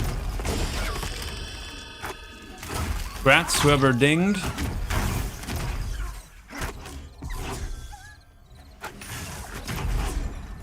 So if I'm understanding this correctly with the focus system...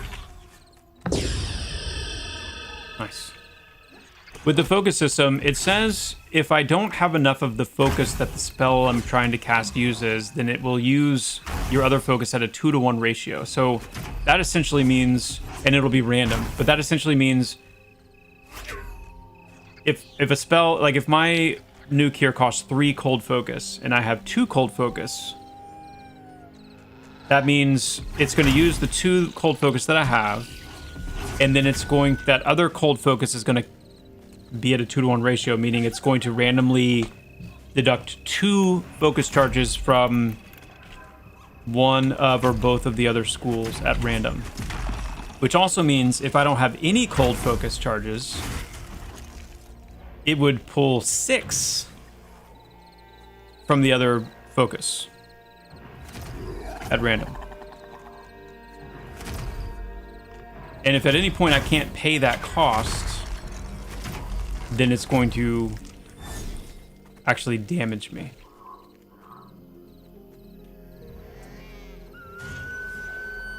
Got it.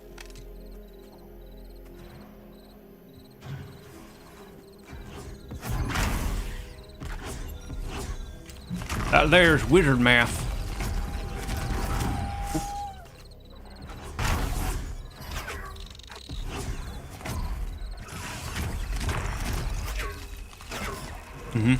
Okay. Got it.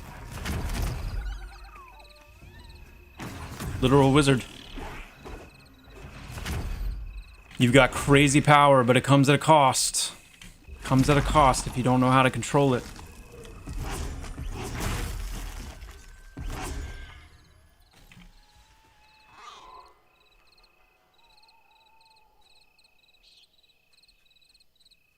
Dustpan Broomhead, greetings, Aisling Joppa. Hope all is well and I come with good words. Very nice job on the crypt. Absolutely love the work you've done. Keep up the fantastic work, my friend. Yo, thank you so much, Dustpan. I want to say that your words there are best given to a couple of key members of the team that really should be acknowledged for the work that they did. You know, speaking for myself for a moment, like, it can vary how much actual hands-on work, you know, I or others, anyone does on any particular area. It just depends on who's focusing on it. In this case, a lot of what I did, and it's very little in total, what I did with Nightfall Crypt came kind of at the end, working with Convo, who really is the main designer behind Nightfall Crypt. He and one of our world builders, Jim Kim, really did most of that area, kind of tag teaming that, which makes it all the more amazing. And sometimes I get the fun job of coming in more towards the end and just kind of like having a fresh eye, bringing some polish elements, and just, you know, just generally being a sounding board. So they did an amazing job, and I think it bodes really well for that particular type of content moving forward. I think it's gonna be a really cool place, and the story that we're gonna be able to tell from, you know, the different Nightfall crypts that are gonna exist in the world is gonna be really cool. But yes, thank you because, you know, it's a team victory. It is a team victory for sure. Oh no, yeah, I know. I have this weird thing where I know that's what you mean. I know you mean kind of the royal you and the royal we. I just it's good. It's a good opportunity to just take the moment and say, like, hey, let's recognize this specific person and these specific people, because, man, we got some good peeps. We got some good peeps.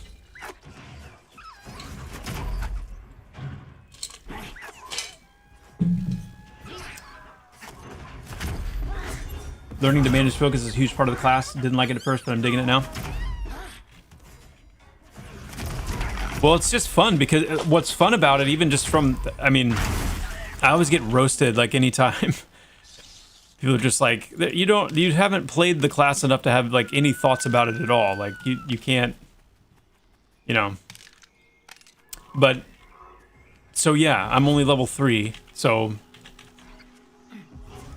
goes without saying. But what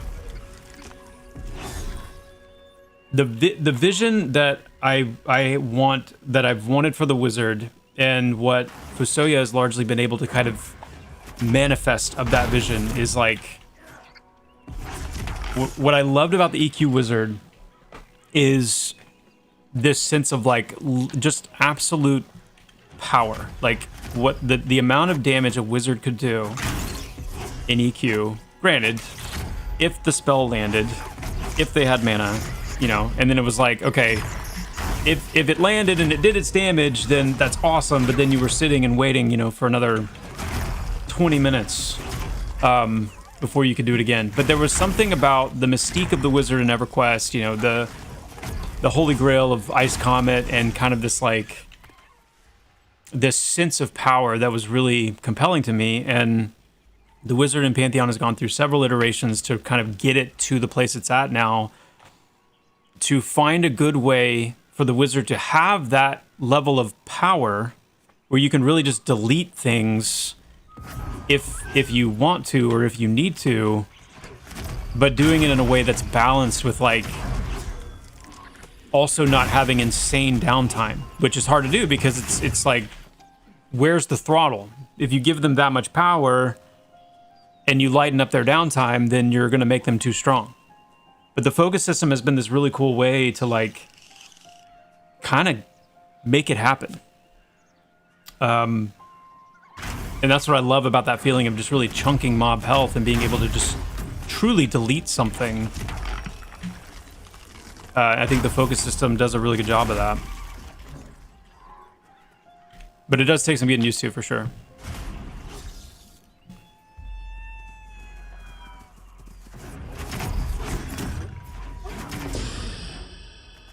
Oh, that's a ding. That right there was a ding. I definitely heard a ding.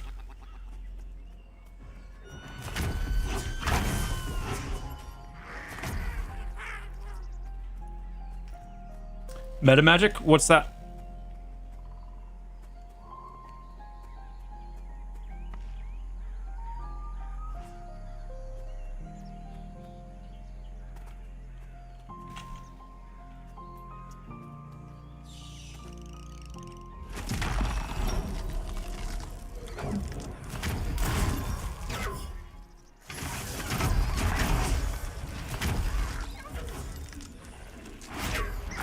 Oof.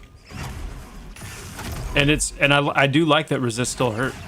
You know, it's like the anticipation of that cast finishing and that big damage, and then it's like, nope, resisted.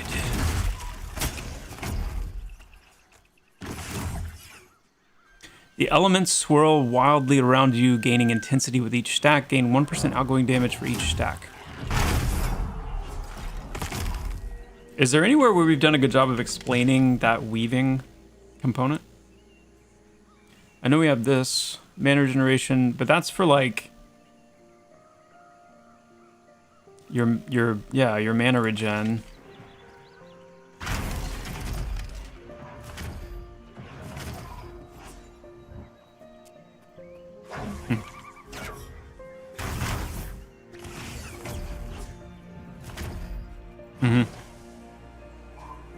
Long cooldown abilities that can alter their spells. Things like make a spell instant or take twice as much mana plus cast time for... Oh, yeah.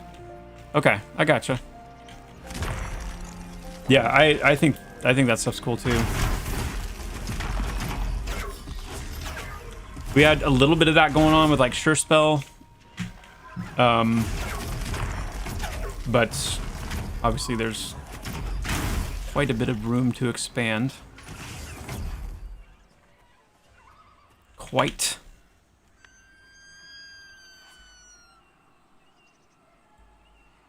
We've also done a lot of that kind of stuff through procs. So like if you get a critical hit, then your next X type spell does this or whatever. But yeah, it's an interesting idea to have more manually activated meta magic type things. But it's super cool, especially like your example of like twice the damage or 3 times the damage or whatever, where it's like I can pop this thing and then I know my next nuke's gonna hit just insanely hard. Oh, I'm not paying attention to my focus. That would have been... Actually, let's do that. Let's see how that feels real quick. I want to taste going too hard.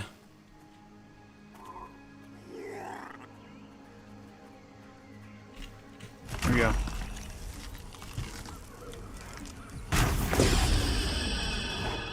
Okay.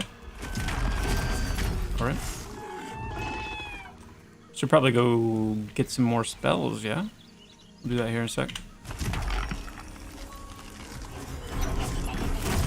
Boom. Oof. Okay. Yeah. Yeah. Yeah, that hurt a little bit. That hurt a little bit.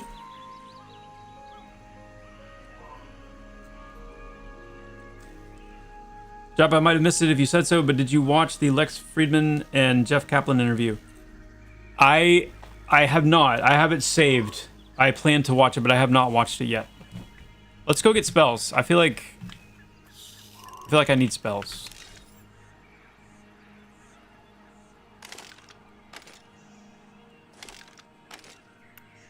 You guys good to go get spells? Let's go get spells.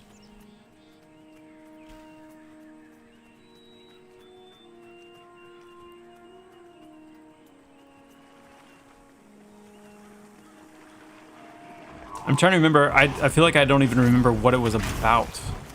Was it something about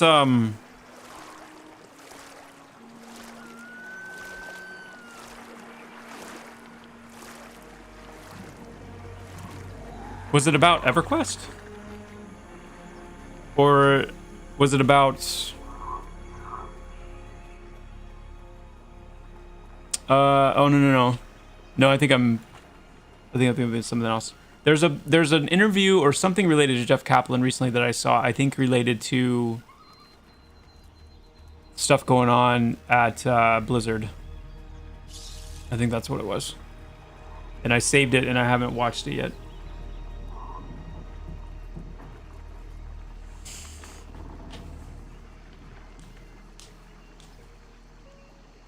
How many people are playing on the server right now? I'm not sure. We're playing on one of the lower population servers right now on purpose. I don't know how many people are on this server.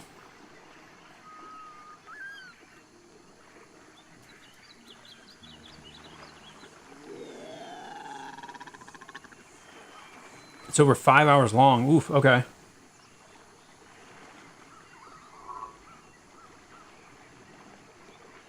"17 minutes of him talking about EQ and the matter behind it." Nice. Yeah, Wolfgar, I saw your message. I had I'd seen it on like my X feed a couple of times, and I tagged it to watch later. I had a few people reach out saying that I should watch it.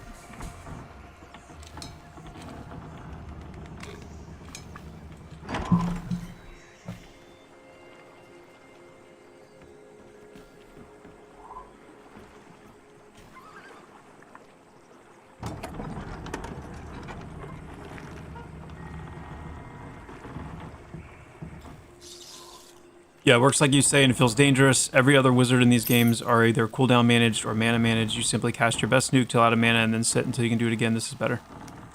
It's definitely more active, hopefully. Let's get a guild invite for DP, the pact. Hold on one sec, guys.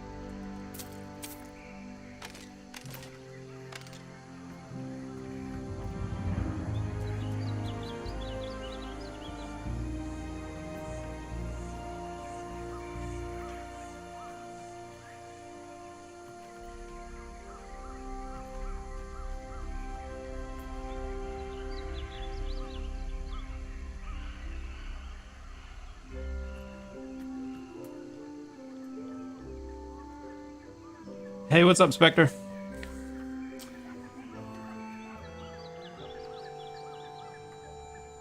Talk EQ, Titan, Overwatch, WoW, his new game, etc., and about what makes up a development team and how should they work together, and just how long a game really takes to make, etc. Was a lot of topics covered. My favorite part was he talked about his life and growing up gaming. He also had the highest praise for Breath of the Wild.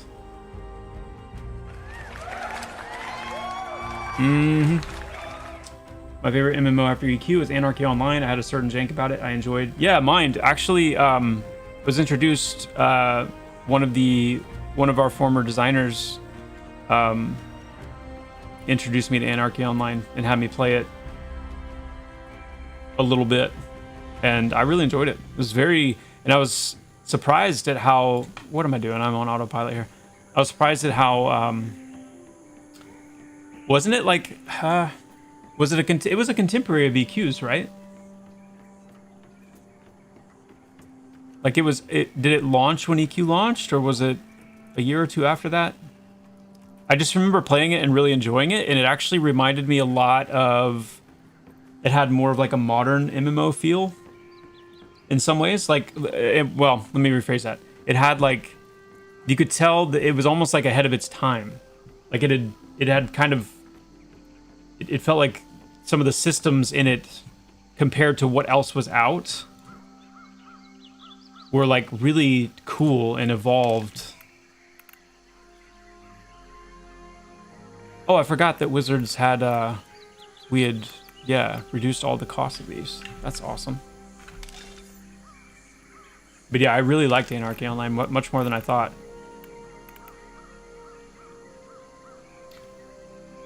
Rail Shielding, Cold Snap, Cold Focus, Radiate Heat, Shock Focus, Sparking Bolt. Yes!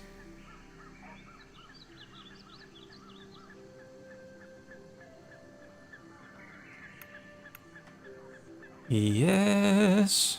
Okay. I don't want to fill up my bags too much, but I can go ahead and scribe all these, right? Most of them. And then we'll get more. I can delete this. I can delete this. Oh, yeah.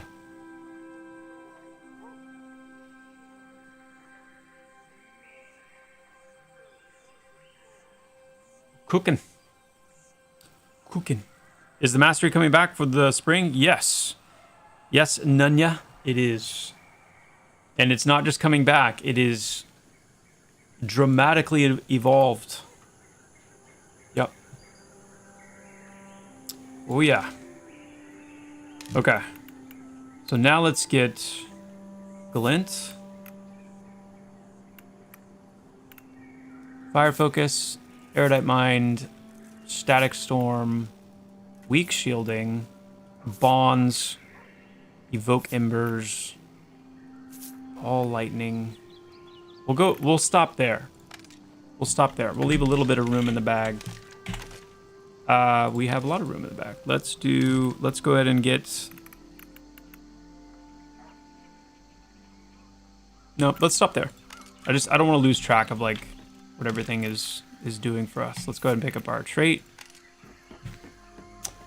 I feel good about that. I feel good about that. Let's take a look at these now. All right, so we picked up Frail Shielding, Cold Snap, unleash a burst of magical frost, chilling the target for 20 seconds, reducing its movement speed by 50. Yes, please. Cold Focus. Focus the essence of ice within you, restoring up to 5 cold focus. That's beautiful. What's the cooldown on that? 2 minutes. Radiate Heat. Imbue yourself with an aura of magic flames for 15 seconds, dispelling chilled and frozen states. While the aura persists, physical attacks against the target will be retaliated with fire damage.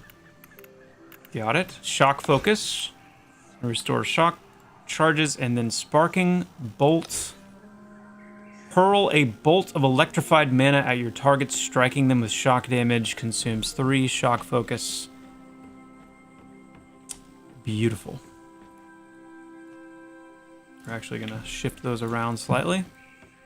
I'm expecting the bolt to hit a little harder, but maybe not. So, I don't know why. I just, over the years, my hardest hitting ability I enjoy having on the G key. That's just what feels right, you know?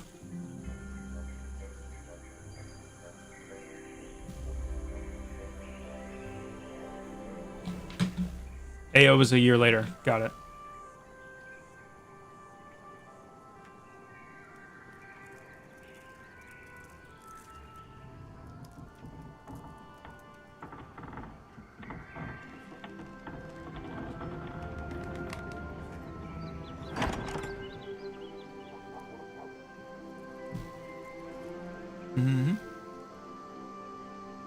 I enjoyed that there were so many different classes and that you could build those classes so differently depending on what skills you leveled and what gear you focused on. There was a ton of exploration.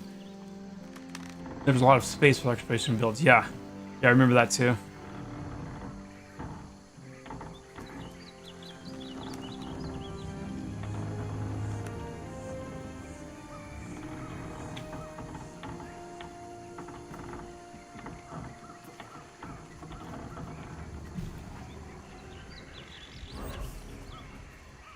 It's temporary? What's the point of buying a trade? It costs nothing? I think that's what you're referring to, XR.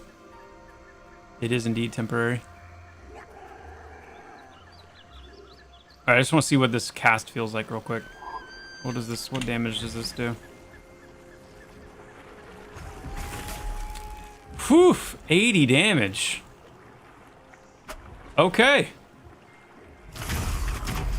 Okay. Okay. Let's do this.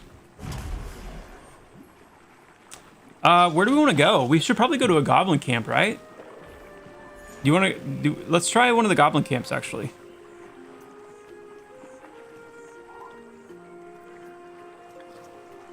I think we should try one of the goblin camps. That's what I think. If I was in this run, it would probably end with falling off the cliff, off the lift. I don't know, Butt Monkey. If you were in this run, you would be probably a little more locked in than normal, because you knew. You would know, rather, you would know that the slightest misstep, and you're done. You're just done.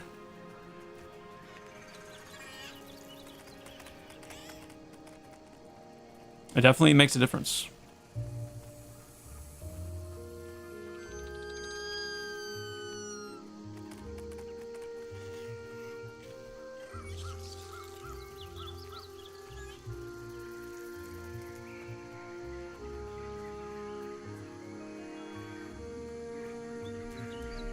We can kill these sprout bones on the way just to see if they drop anything juicy. Ah, conjuration. Yes. Another skill that I have none of.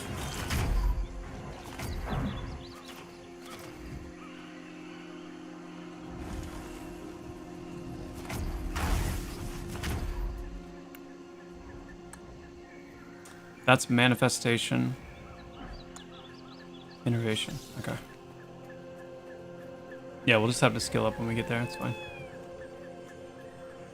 That's fine.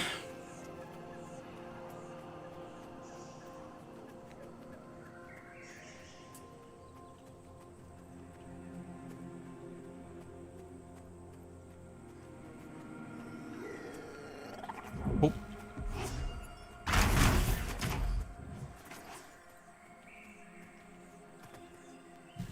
Are you gonna have the ability to mind control walk people off cliffs? Well, you will be able to charm players on PvP servers.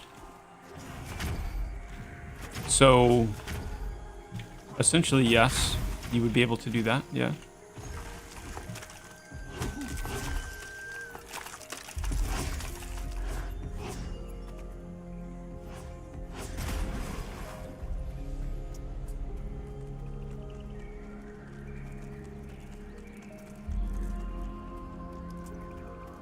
I know there's a goblin camp up here, but I want to try to go to the one over this way.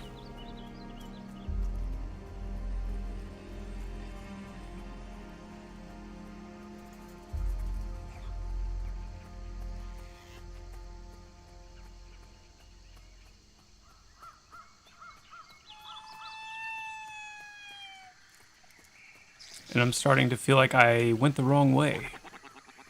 But I don't think I did.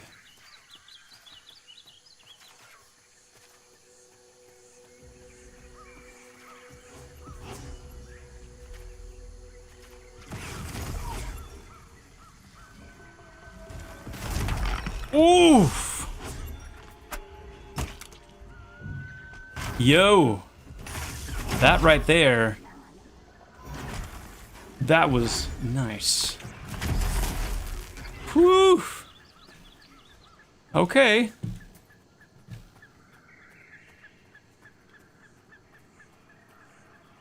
I gotta say, one of the things I've been really pleased with, very pleased with, from just the personal experience of playing through these characters, is how much, as of right now, I feel like with each class I've played,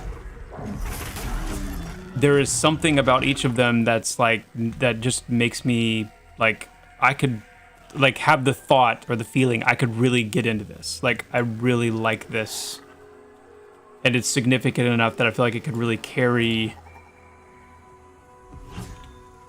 my enjoyment pretty deep and pretty far, which is really cool because it's one thing to design classes conceptually. It's one thing to, you know, go through the treadmill and the process of like actually implementing and iterating on classes. It's another thing when you really get to play them. And again, I know somebody's gonna ding me on like, you're only level 4. And that's true. But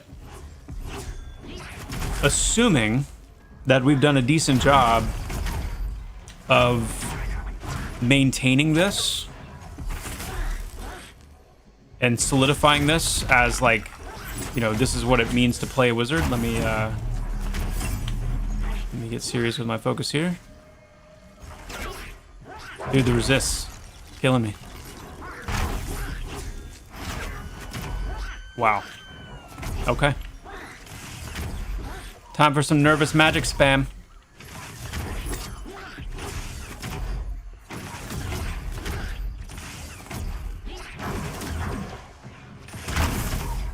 Thank you, Wolfgar. Thank you for bringing me back down to earth. Joppa, you're only level 4. That's right. What am I talking about? What am I talking about?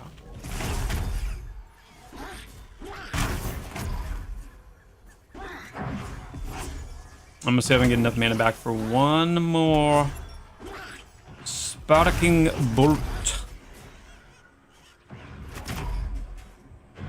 Yeah, getting that feeling at level 4, that's an important thing though. You're right. Resist. But see, even the resists, it's like, even the resist is its own little kind of mini. I'm excited about, I mean, I'm just imagining like, man, how's it gonna feel on the wizard when I'm not being resisted and I can just like unleash, you know? That's cool.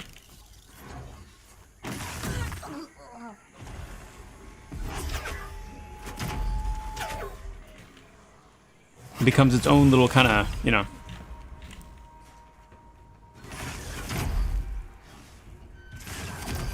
It's just nice for games like this, like MMORPGs. It's nice to have these various different like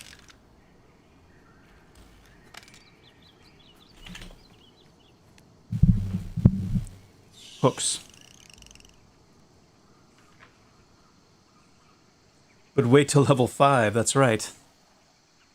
Hold on to your butts. Wait till level 5. It's gonna blow your hair back and knock you out of your chair. Mm-hmm.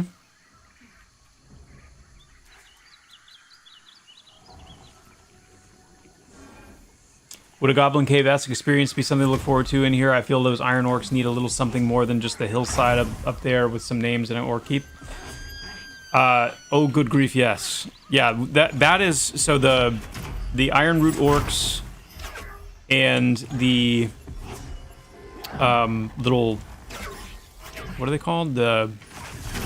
Can't remember the name. The little beetles, the little bugs, the hollow root keepers. Those guys. For both of those, we have some cool things planned that are more like dungeon-like, and then also extending the Galdassi as well into some underground regions.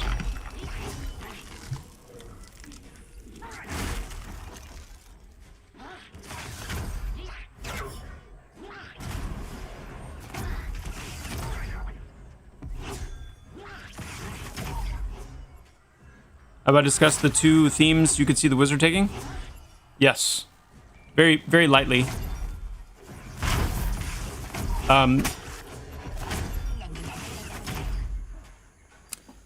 But yeah.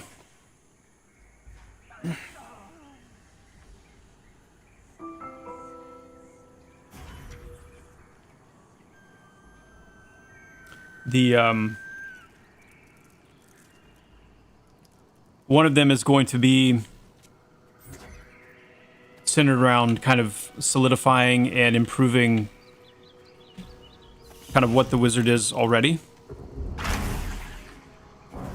And then the other one will be a pretty heavy departure, in a way, into a Spellblade. So more like melee, arcane melee DPS class.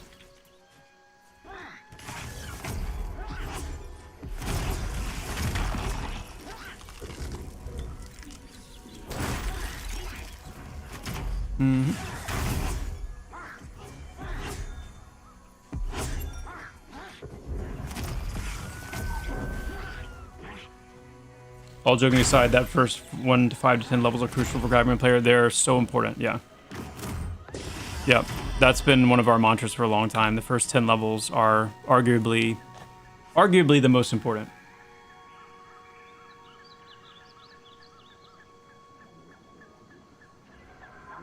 Hola, Joppa. Will the Ranger withdraw engage find itself in a class skill location? Example where Rogue Sneak appears for them outside of the LAS. Ah.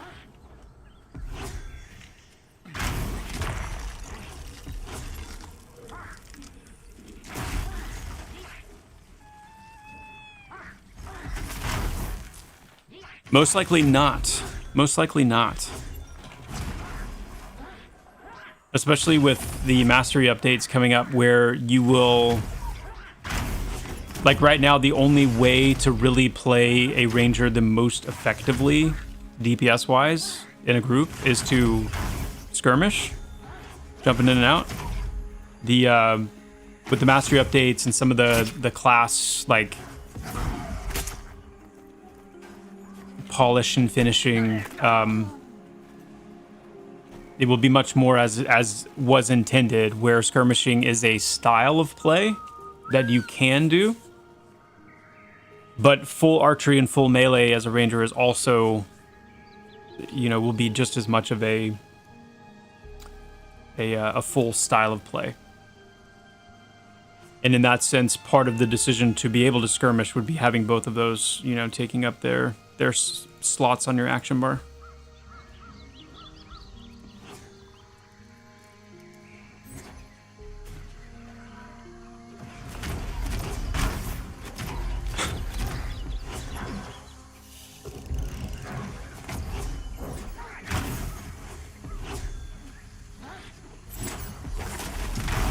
Conjuration, skill of 8 now.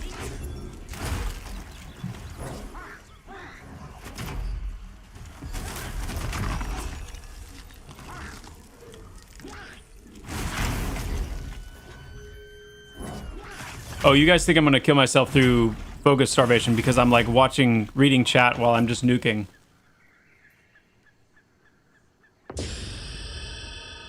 That's fair. I just caught myself doing that just then. I was like, wait a second. Because I knew I was casting a spell, a longer spell. I was like, crap. I don't know if I've got the focus for this. I've already nuked myself a few times. Okay, good. Good. Well, hey, at least it'll stay interesting, right?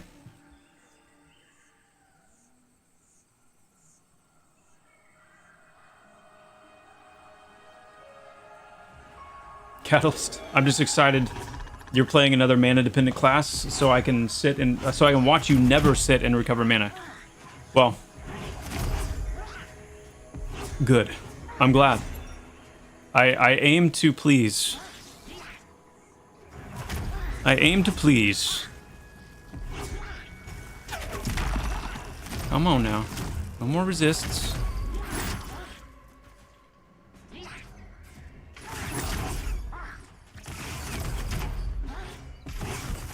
I know. I'm doing too much sitting.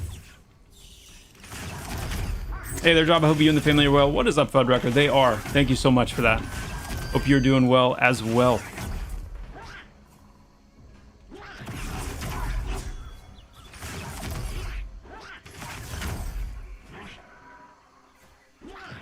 Why meditate when you can jump? That's a great question, Wolfgar. That's such a good question. I don't think I really have an answer for it. Some questions just... I'm wondering, one of the things I'm starting to wonder right off the rip is like, how many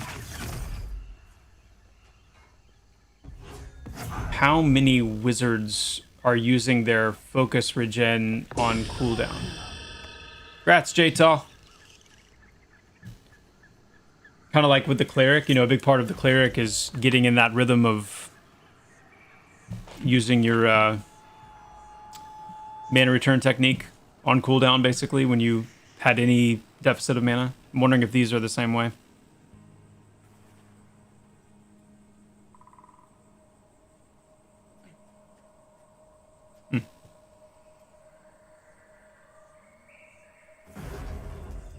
I may have missed it, but did Ranger get a rework? It is getting...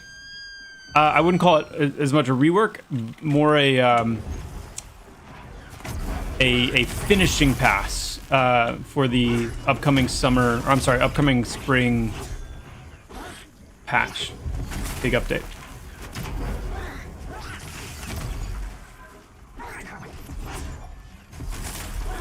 So use the focus return here, and that will give me another...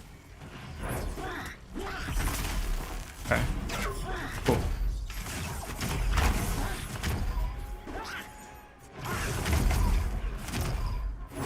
And once I get one more focus, assuming this thing lived long enough, that's not... So at this point I could cast it again and I would be covered. I'm just going to test that theory.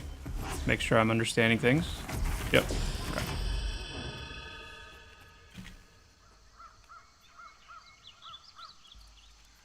I mean, that's some good damage, guys. Look at this. 387 damage. That's some good damage.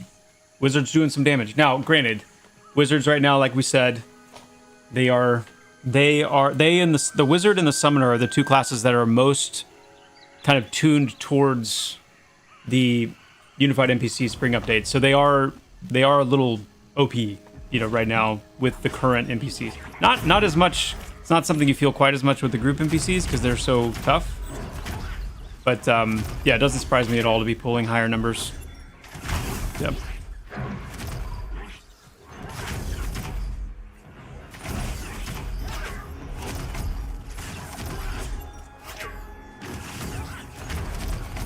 So here we go. Boom. I'm still a little unsure about that though, because like, if a spell costs 3 focus, and I have 2 focus of the one that it uses, I use up those 2 focus, but then there's 1 more focus. Oh no, I guess that makes sense, because it only needed 2 more.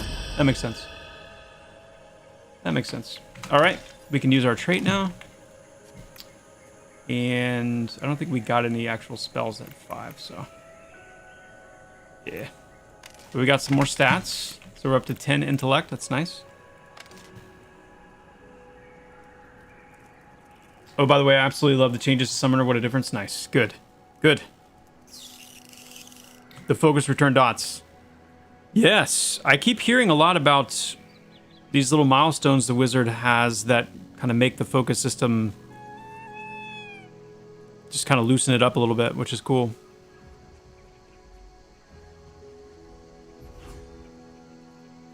Very cool.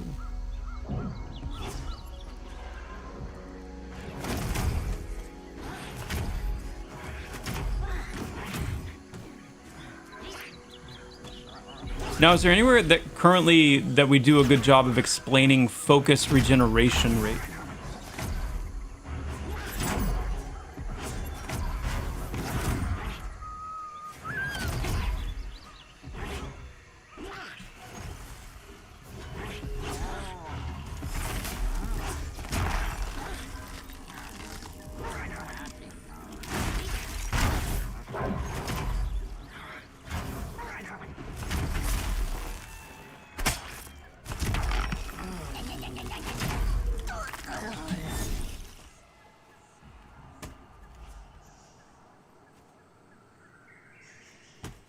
Is Forge getting some love? The resin for the light source is obsolete with the light source slot in inventory. Also, I get the items I'm looking for when Forge about 20% of the time.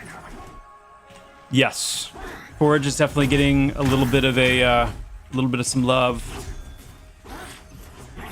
Some of that will be in the form of you not needing as many foraged items for some of your mainline abilities.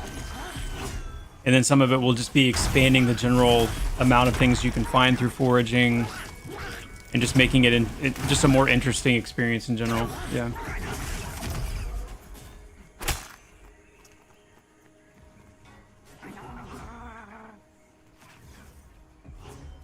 The only thing about the wizard I dislike is that having the 3 focus reset abilities allotted in your ability bars is mandatory. I can totally see where that would be a pain point for sure. Because yeah, like why would you not have these? These are, and I know some people have said they don't use them. Which, you know, that's fair. But I would definitely be curious on how many wizards feel that personally as a pain point as well.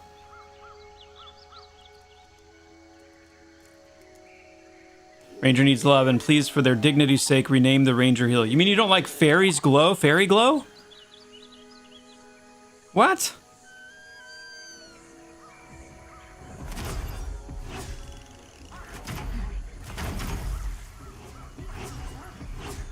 I can't imagine that that would be something someone would dislike. Quick, cast Fairy Glow!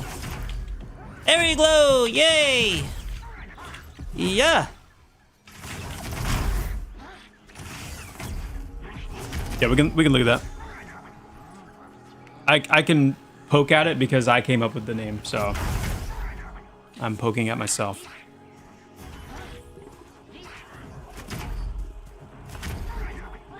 To be fair, though, it was definitely inspired by Fairy Fire from EQ, which I think is pretty cool. But I think it probably just went a little probably went a little bit too deep with it, huh?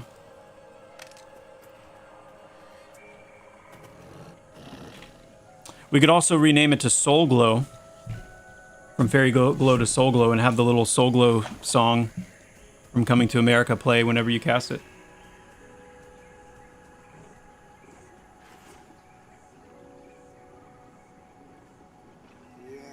Just let your soul glow.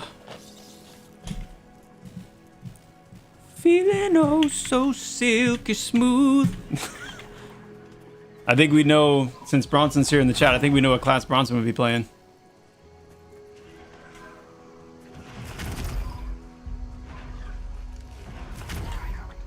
All right, here we go.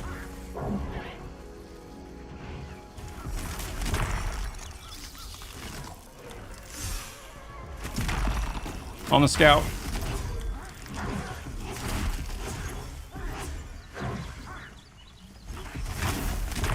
Mm-hmm.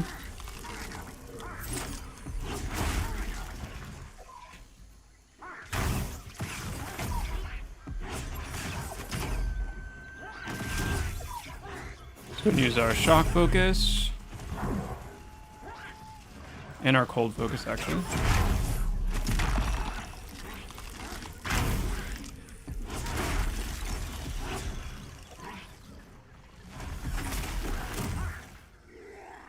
Yeah, that's pretty, I mean,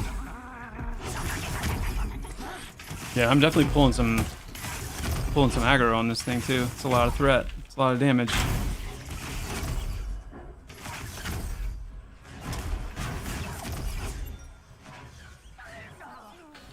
Yeah, it's 500, over 500 damage there. That's pretty good. That's pretty good.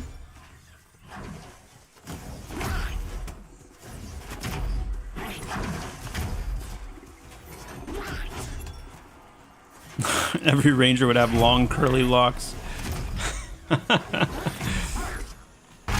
Yeah. That would be worth an entire like cloth simulation system just for that, huh? Just to see the long flowing locks in the wind.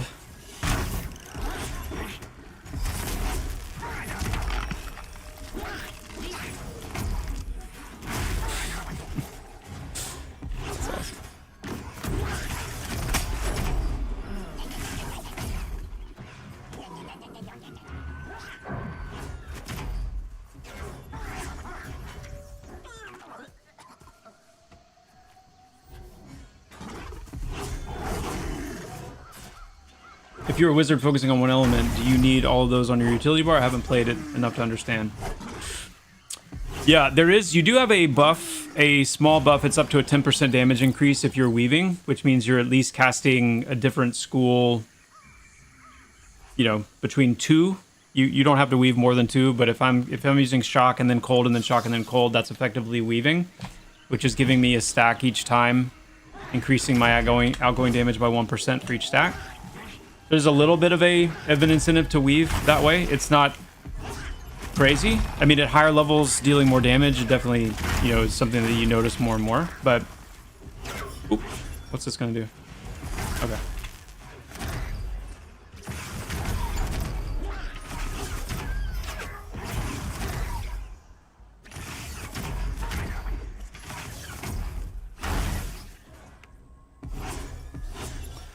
Honestly, I think the biggest thing that we need to try and think through and solve for is exactly that. You know, you have these 3 focus return abilities. And even if I'm only using shock and cold, because it randomly pulls from any of the focus wheels, meaning it could be pulling from fire. If I'm casting like shock spells and I don't have enough shock focus, it could pull from fire. Then I'm going to also want that fire focus recharge on here just because it's still going to feed my main spell. So be cool if we could... I'm wondering if there's been any like wizard feedback threads on that, actually. That's something I might go look through. Because having... for your utility bar, if you feel like you have to have those 3 abilities on your utility bar at all time, just to kind of... I could see that being a little... you know...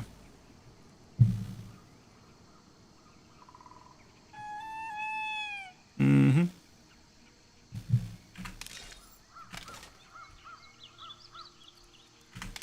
Are we coming on, 1390? Okay, not bad. Yeah, I mean, we've caught up essentially with Evocation now, so... getting there. I like the wizard skill progression. Like, it feels good, because it's... your cast times are long. So the amount of skill ups that you're able to get from fight to fight is not very much. So it actually feels like a pace of skill development that's closer to, like...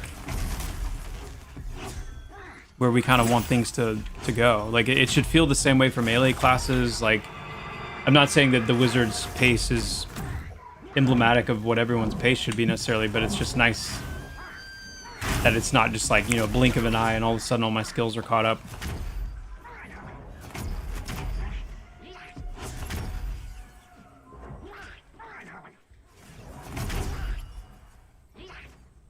Mm-hmm. Yeah. Wizards definitely feel like they could use another utility slot, but I did use the focus recharge to keep things flowing. I main cold because his bonuses to damage are readily available, so fire is my natural secondary, and shock is burned when out of others. So I only have cold focus regen on bar. What's happening? Why am I taking damage?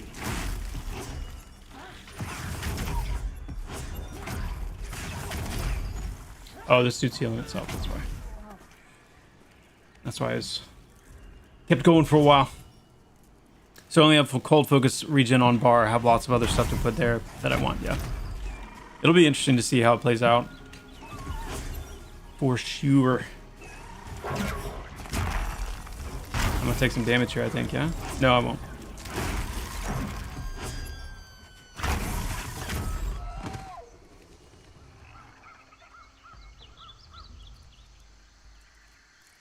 The stance will be the focus regen. You won't use the bar regens eventually. My 32 Wiz doesn't have any regens on the bar. Okay, so it is... and that I'm cool with. If it's something that you can grow out of, and that's part of like your power progression with the class, I think that would work really well. So...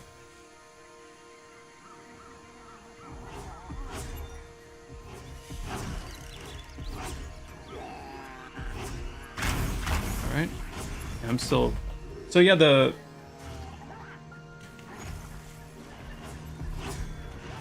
yeah, that's cool. I mean, I actually genuinely like that because I'm feeling that right now as a level 4 wizard. Like, man. Focus is definitely the felt throttle, but knowing that there's that vista, that horizon of like, you do grow to the point where that's cool. I like that.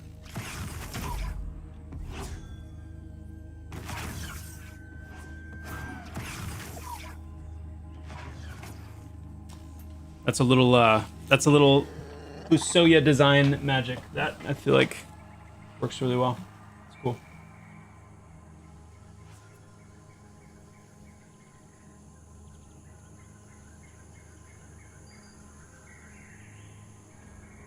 Hey guys, hold on 1 sec. I need a quick bio break.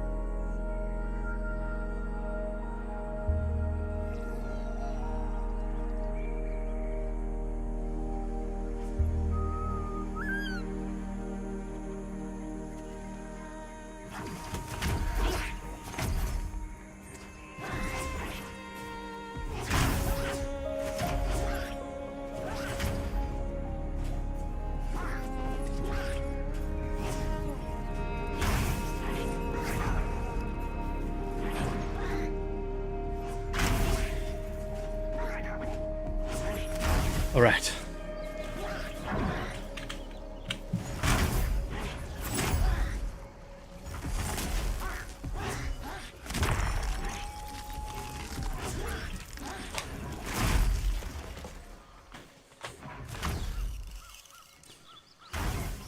Yeah, not yet, Adam.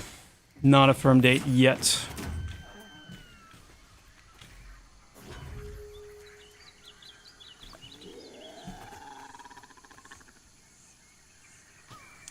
Yes, Griggs. All the classes are getting a pass leading up to the spring update, yeah. Necro included.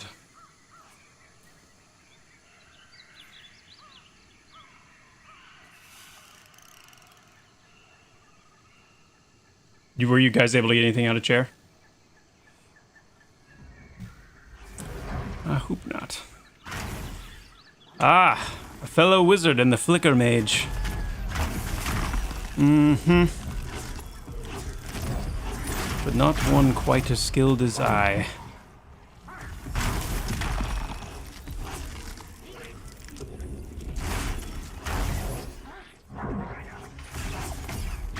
Arcane Brand.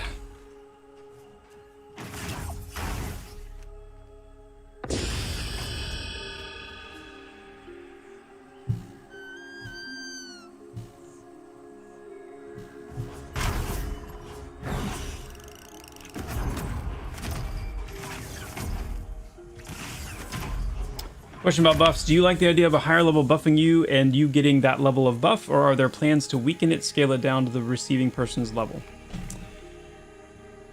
I have mixed feelings about this. So let me break those feelings down quickly first. I really enjoy twinking. And I also,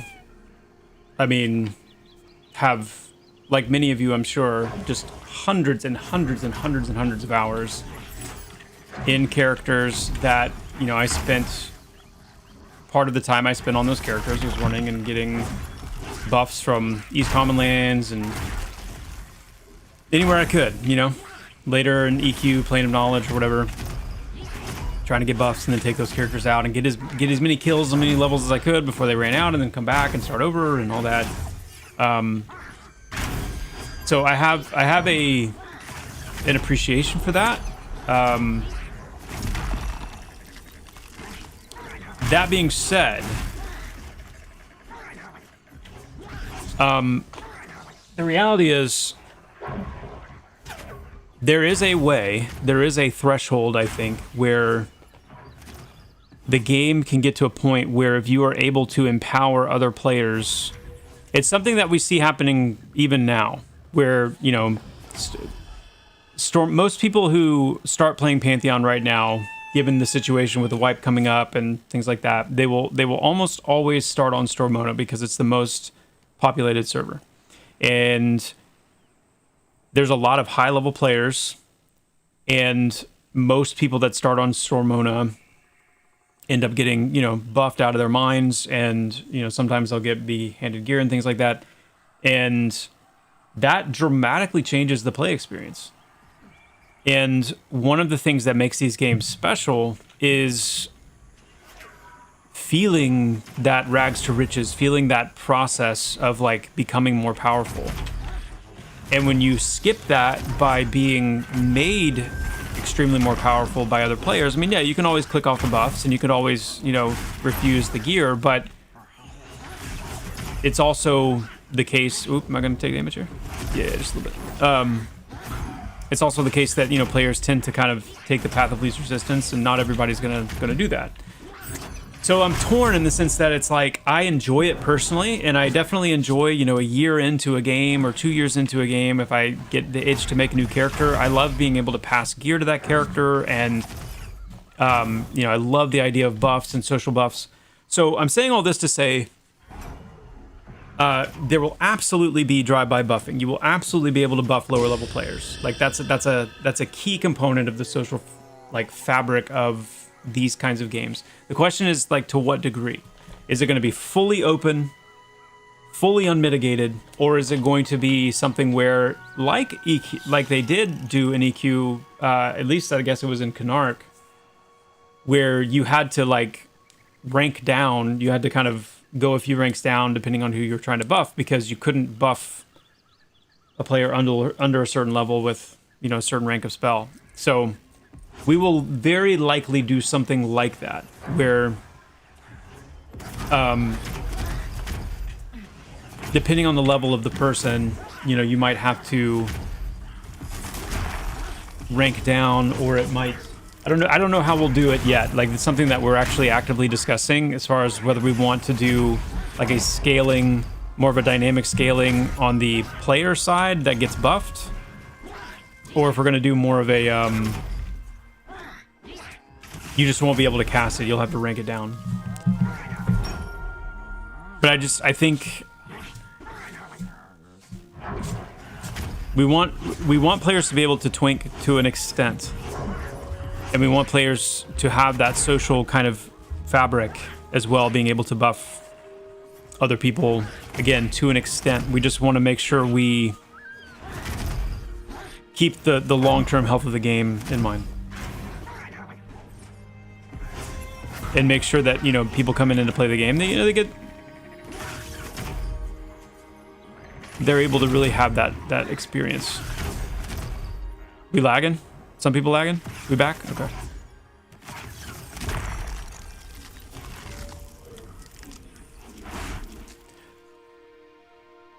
When I've already struggled for hundreds of hours of gameplay, the last thing I want to do is struggle again over and over again, my opinion. And that's fair. And that's why I say, like, there's definitely some, there need to be some avenues for that, because I totally agree. Like, that's a big part of the replayability of these games for a lot of people. Is like, yeah, once you've put in hundreds and hundreds, thousands of hours on a character, then you don't necessarily want to have all of the same hardships on a new character. But it's just,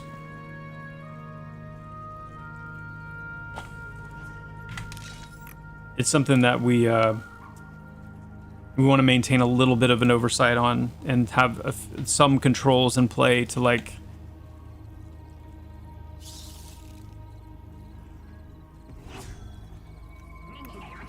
hold on. Yeah.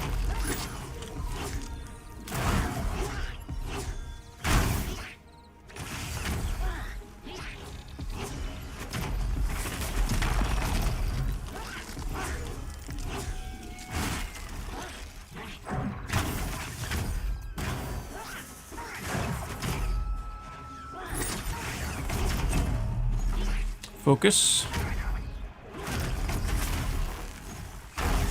Woo. Oh man. We are burning it up. Boom. Resisted. Resisted. Yeah, we put out some damage on this fight.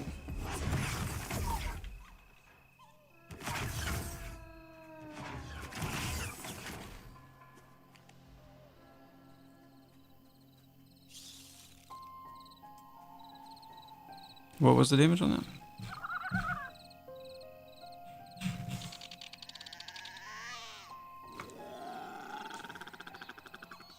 I think it's a huge detriment to the new player experience. I mean, I think that should be kind of an unequivocal like understanding. It's a huge detriment to the new player experience when these games. There's weird tensions, and that's why MMOs are hard to make, because you constantly have these crossroads showing up of like, how exactly do we handle this? We look back at EQ as something that's like, that's the kind of thing that was not intentionally designed. In fact, what's funny to me sometimes is like this specific question, this specific topic is something that Brad. There were few things that would make Brad go on these like long rants. But that was one of them. And one of the things he really, really despised, like even to the extent that I had to, like it's something that we had a few conversations about where I was actively trying to walk him back a little bit, was he hated power leveling.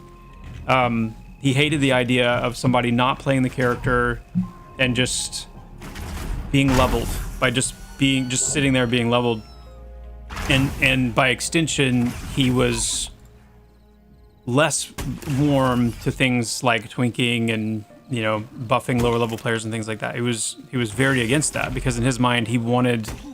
That's why you see in some of our tenants like the idea of like earning things, like inaction is not rewarded, and with risk comes reward, and these various ways that the tenants try to speak to this idea that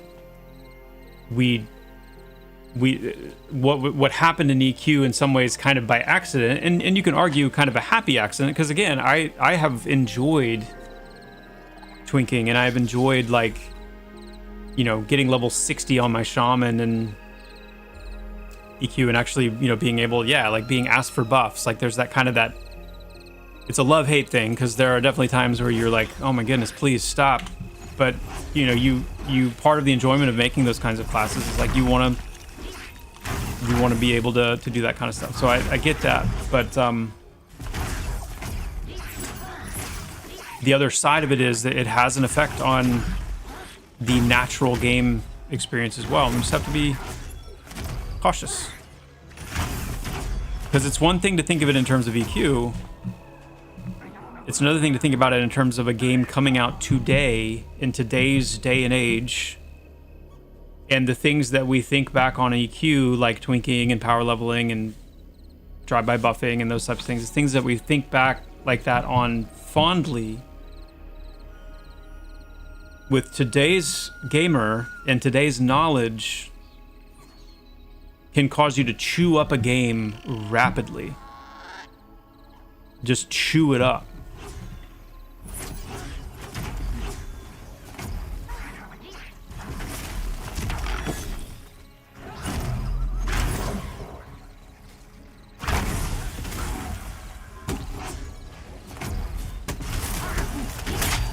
I just hurt myself. Wait, did I hurt myself or did the goblin hurt me? I think the goblin hurt me.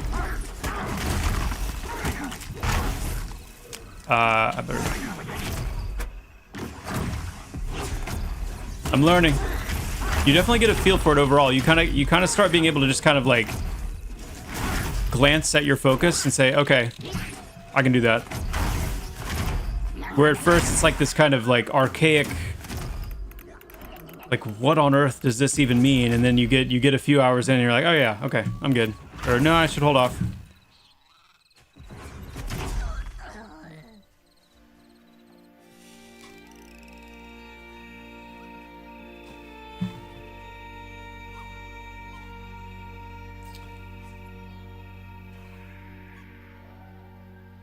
Is there a way to restrict a piece of gear to an alternate character on your account? That would seem a decent way to restrict it from getting out of hand with twinking new players. Along those lines. Yeah, we're definitely accounting for like bound, like account bound things as well. I don't know yet that I would say we're going to do it like this way versus this way. Like there's these, as if we're going to do it only one way, or if we'll have certain items that are like character bound, certain items that are account bound, or I think again you start running into the same problem where if everything is handled by being account bound, then you start eating away at the incentive on other characters to actually like go out and do the content.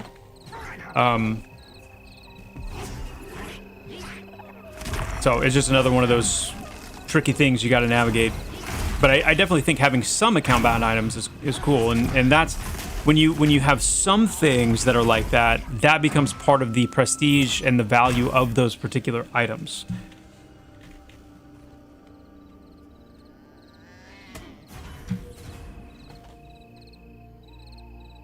But there's definitely, I think, if you're not hooked on a game, like you're locked in. There are people that play Pantheon that are going to play for at least a year once they start. Like that's just what they're going to do. There are also people that are going to play Pantheon that may not make it a week. And for those kinds of players, they would be more likely to stay longer if they are to experience that rags to riches draw. And yeah, for some people that'll be a turn on, because modern MMOs have trained us to like, you know, not want to wait. But I think the rags to riches experience is important. Now, if you're the kind of player that's going to play Pantheon for at least a year or 2 or 3 or 5, then yeah, like at a certain point in, you don't want to necessarily have to redo it all over every time. You got it, you know what it is. So that's why I think there needs to be a balance.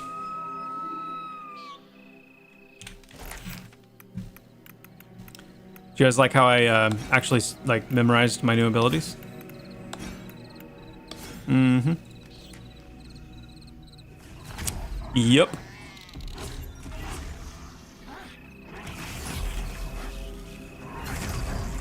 Go ahead and rebuff. I'm curious to see what Static Storm does.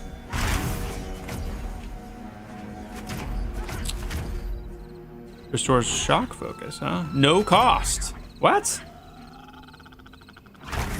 Summon a crackling storm of electricity above your target, striking them with shock damage every 2 seconds while the storm lasts. The final tick of damage will restore 1 shock focus to you. Mm-hmm. How long does this last?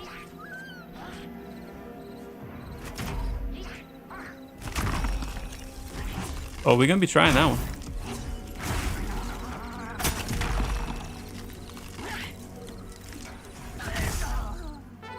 We're gonna be trying that one.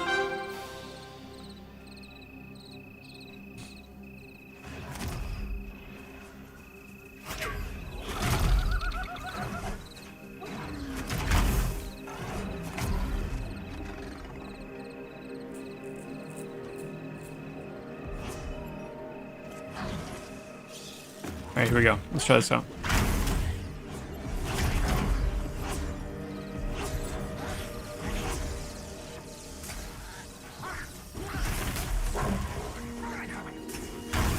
There's that tick. That's cool. Okay. Got it.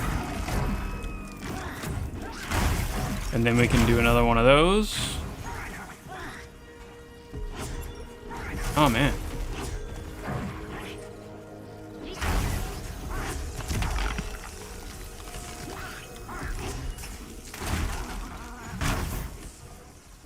Woo! Ah.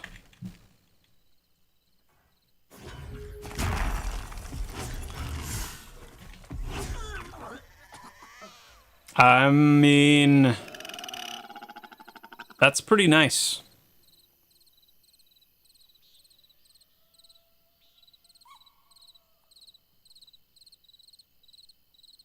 Do you guys feel the heat a little with all the old school MMOs getting for EA release? No, I mean, not really. Like, the thing to remember too is like, with as long as Pantheon has been available to play consistently and like publicly, it's very natural that like games that are just becoming available to play are like the thing. So, you know, we've got a heck of a lot that we need to get done by spring. So, I mean, right now it's definitely kind of a, we're focused on getting all that done. I'm gonna take damage here. And, you know, yeah. So the thing about games is like, they have to survive the,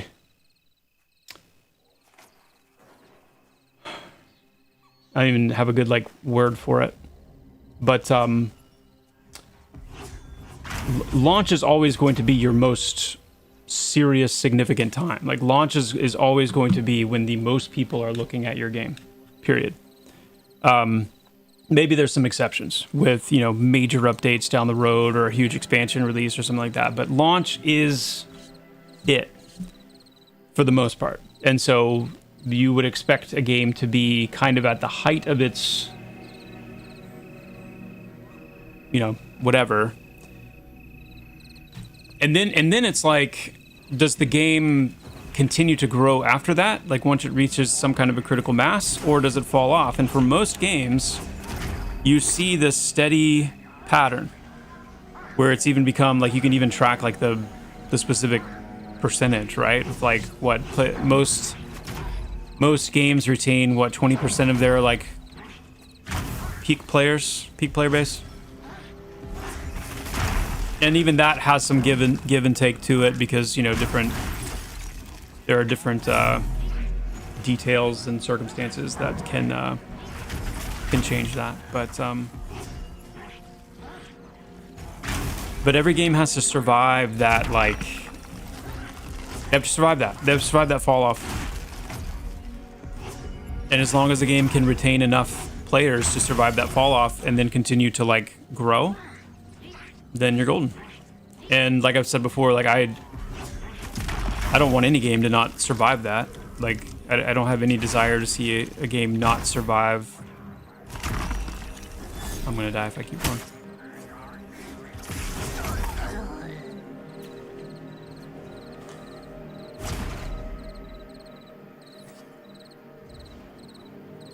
Yeah, I mean, unless your AOC didn't quite line up to that, but yeah. Yeah, that's the one you were talking about, Porter. Okay, yeah, that's a really nice addition. The Static Storm, it's really nice because you can like, yeah, you can kind of bank on that hitting. So if I cast this now, which is also the other cool thing about the focus system, is it's like, you don't have to sit and wait for it like mana, so you can kind of, like I timed it right there to get that third tick back right when I got it back. So I didn't have to dip into my health. That's cool. And it's fun too with the wizard, like it's all really nicely balanced because your casts do so much damage, you can kind of be patient for some of these things to line up, because you know when you do land something, it's going to be like, oh yeah, like that's chunky.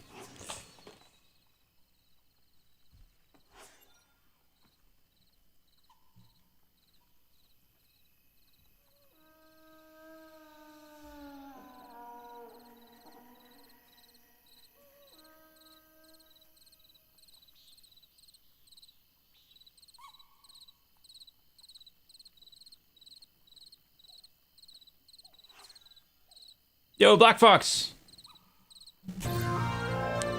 Thank you so much for the Prime sub, my friend. Thank you very, very much. 17 months of support. That's awesome, Black Fox. Thank you.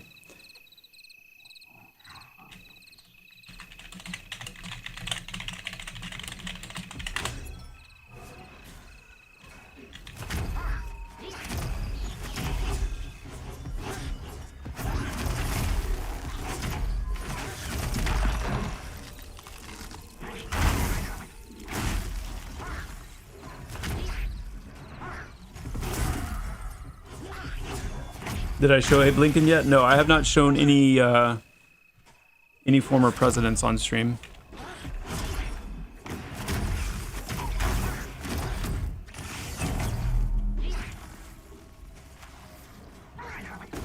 Johnson.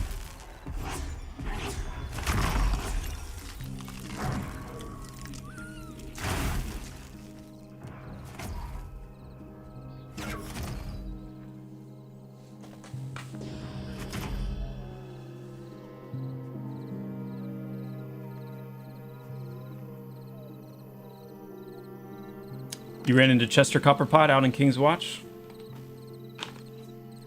And why not?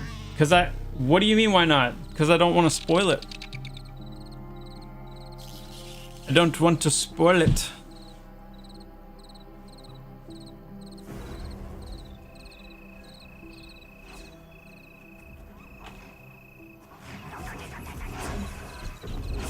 Mm-hmm.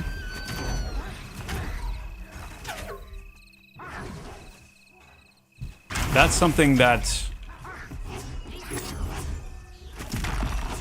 players deserve, to have that experience in game where they have no idea, you know?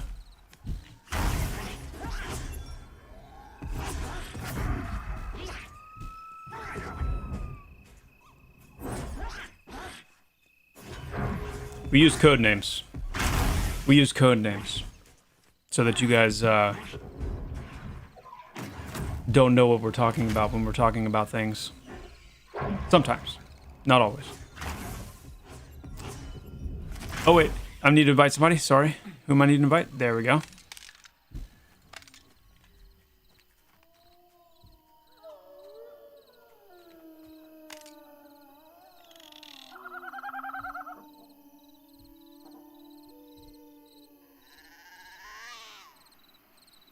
I do wish I could switch targets on the long cast damage spell, mid cast that is.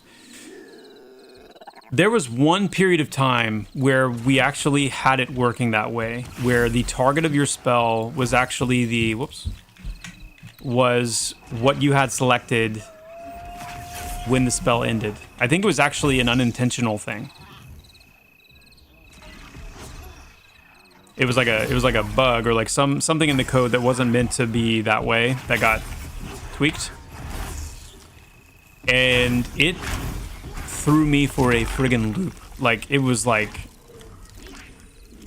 awful.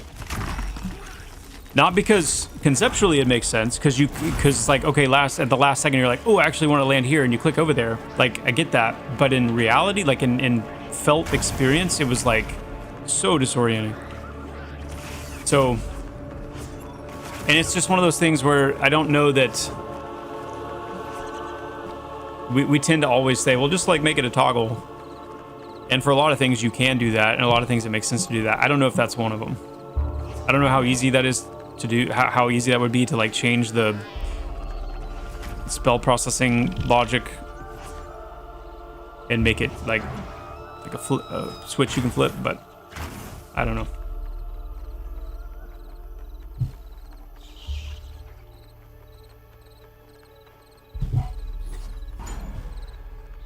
But With things like that, never say never, because the more control that we can give to players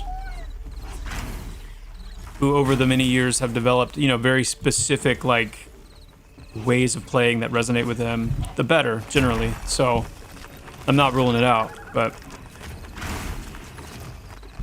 yeah.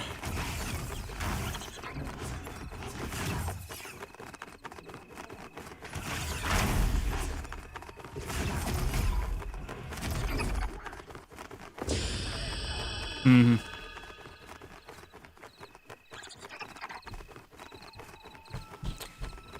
One thing I really liked about casting in Vanguard is you can move around very, very slowly. That right there is a perfect example of a like a potential mastery upgrade. Like, there's already one. There's a new warrior ability that's coming in, called Mighty Blow, which is it's a charged attack that costs battle points the longer you charge it, and then, you know, however many battle points you spend charging it deals, you know, more damage when you release it. It's one of several new abilities that are coming in that some players will like and use, some players won't, but there's a mastery upgrade for that actually allows you to move while charging that instead of having to stay planted. Just to give you an example of like some of the interplay with some of the different options. I don't know that we want to go the route of like you can always move like while you cast and charge and do things like that, but I think there are some places where having that potentially as a mastery option makes sense. So.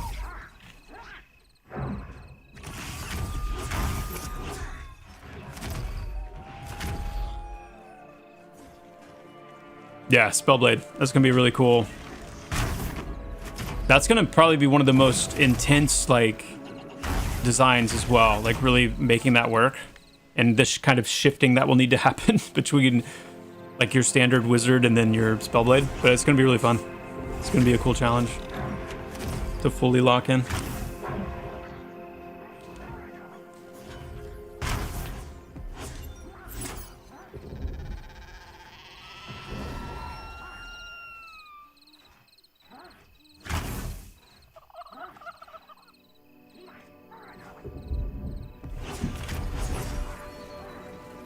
The funny thing about it too, like, it's just people, you know, everybody's different, and it's just another example of that. But that's one of the things I actually did not like about Vanguard,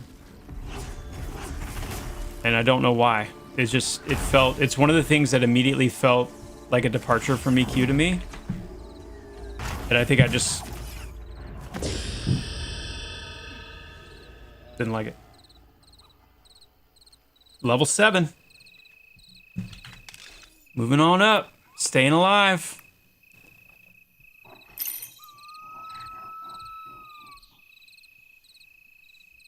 Joppa Summoner question. Will items that increase spell damage work on the cast through pet spells or no, since the pet is doing the damage? Ultimately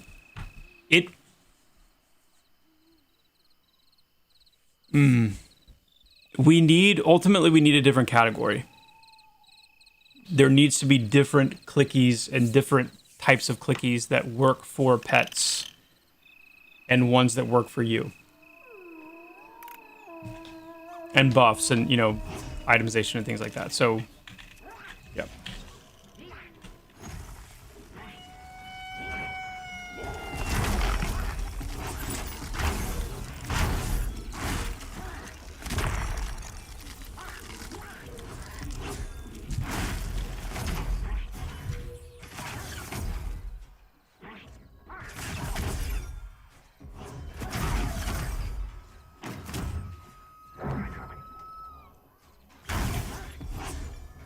And just to like go deeper into the rationale for that, one of the reasons for that is because you are able to actually gear your pet, and because there will be many options and increasingly powerful ones based on the rarity and the quality of the item to actually, you know, jack up your pet's, basically their attack power or their spell power.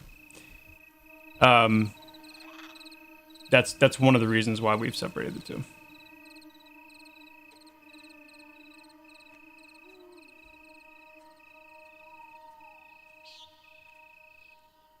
I always interrupt my cast through jumping.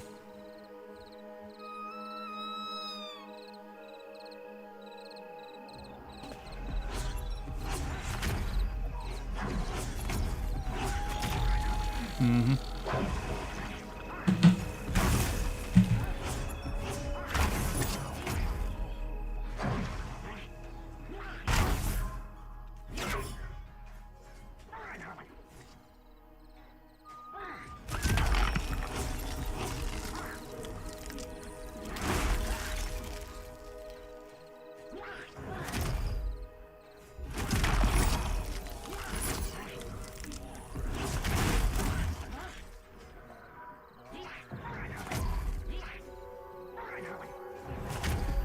All right, sorry about that.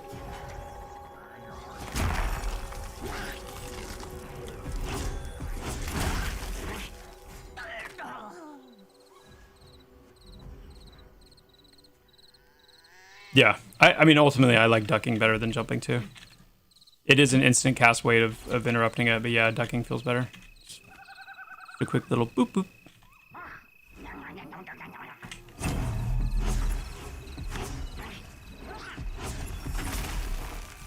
Hey guys, I'm gonna go ahead and issue the 15-minute warning here. We've got about 15 minutes left before I need to run.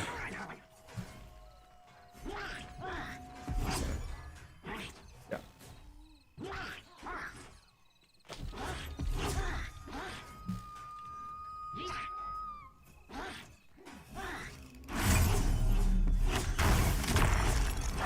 How many miles? Oh. I never start running knowing how many. It's just how many it becomes, you know?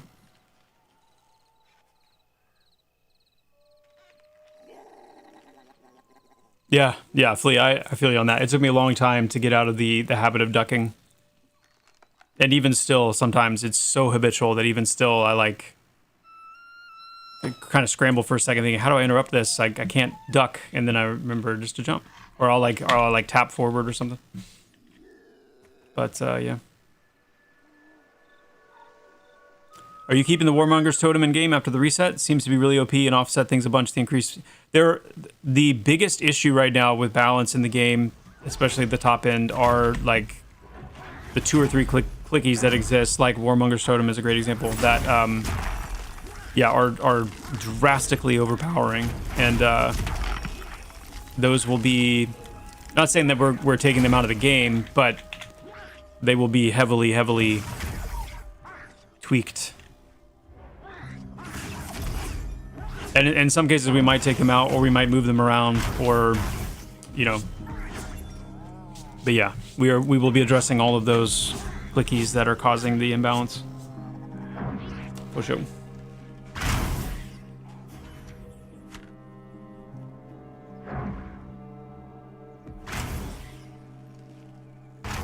I actually do have a standing desk. I just need to get in the habit of using it.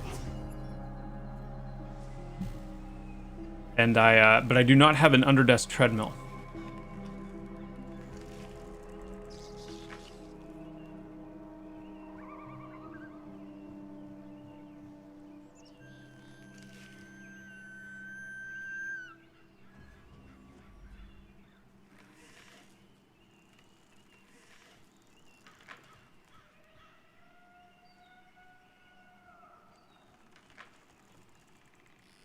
Too lazy for a standing desk? Yeah. It's you definitely have to really like force yourself to kind of engage with it for sure. For sure.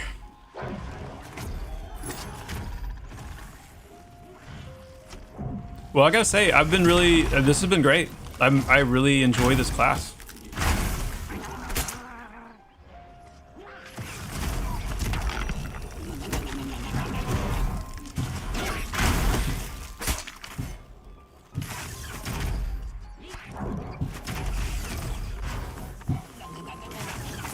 There's a little bit of a learning curve of like just getting familiar enough with focus where you kind of feel comfortable with it. It's like it truly becomes like a tool, and a felt resource and not something that you're like, oh crap, I hope I don't blow my leg off.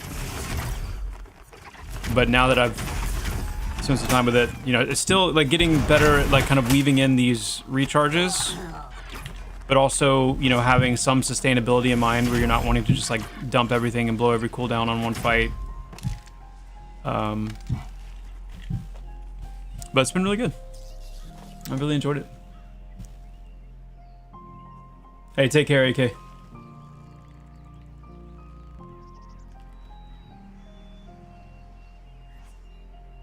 I have bad needs, so I would need to have an underdesk swimming pool. And then it just becomes silly or something else. And I'll tell you what, it is often that I think, because I have a bad back, I've got bad like neck, shoulders, upper back, and I keep thinking like, when are we gonna get to the point where we can just solve some of these pain problems, you know?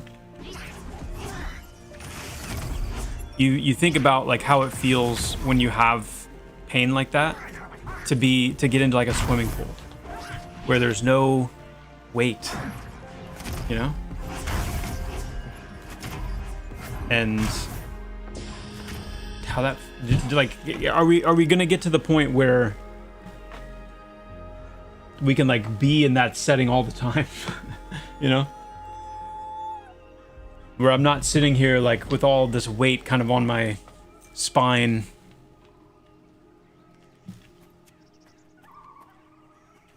Seems like it would be great if that was a problem we would have solved already, you know?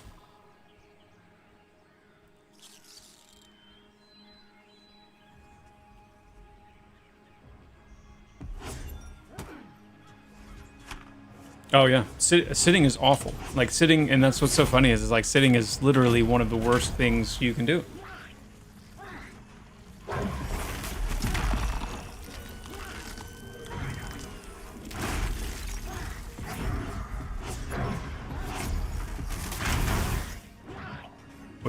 Which sucks, because my body, that's like all my body wants to do. Like, sit. Why haven't you sat down? And I think about it like, the truth is, I mean, yes, I sit a lot during the day when I'm working. I do get up a lot though, throughout the day, stretch my legs, you know, try to drink a lot of water. Like, I try to be mindful of like, just kind of, you know, not like literally staying like locked. But the real thing going for me right now is that I still have, you know, all of my kids are still home. They're still young enough that they're home, and I'm either, you know, I'm going out and throwing frisbee with my oldest, or playing basketball. I'm, you know, going outside with my two younger ones, and we're, you know, I'm chasing them around, and yes, with pain, but like they keep me moving. But I'm thinking like, man, when the time comes and they are no longer here, and I don't have that like that constant kind of like exterior outside of myself volition, you know, to do things, it's really gonna take some discipline, you know, to like make myself do it, not go days and days and days. Sir, you are making a game that's gonna have us sitting a long time. I know.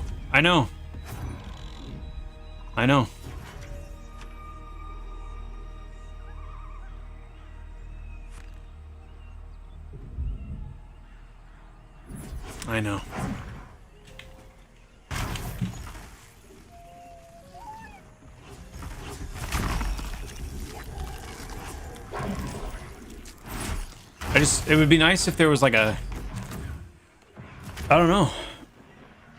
We need a suit. We need a suit that like, we get in it and somehow it like, it's like it suspends us in some kind of like water. But it's not water. But it takes all the pressure off of our bodies. And yet we still have full mobility and full, like, tactile sensory detail. So we can do complex, intricate things with our fingers. You know? That's all we need. I mean, when you think about it, it's really not even that big of a deal, you know?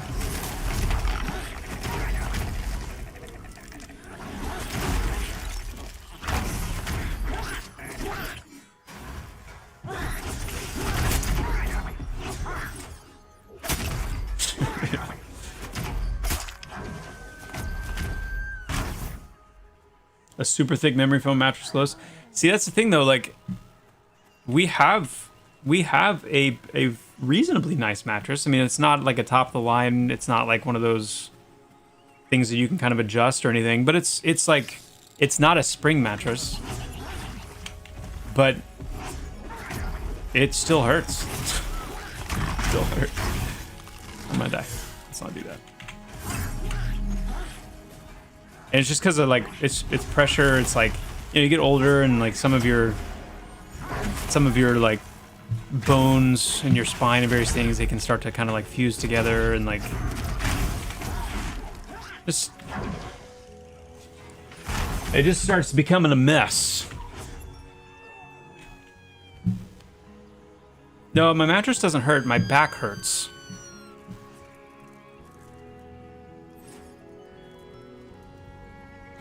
I have a really bad back. Like I can't lie flat on my back. I mean, I can, but it's like I can only do it for so long.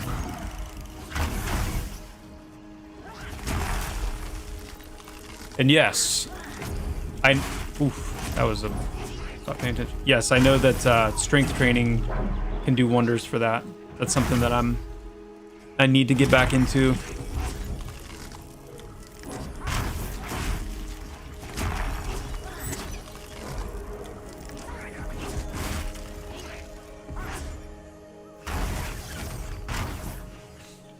Velcro suit, Velcro wall. There you go.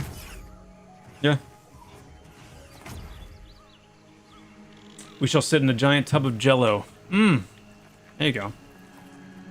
Old school Nickelodeon slime. Yeah. Oh yeah. Hey, Kylone. Yeah, just spring. We haven't announced an exact date just yet.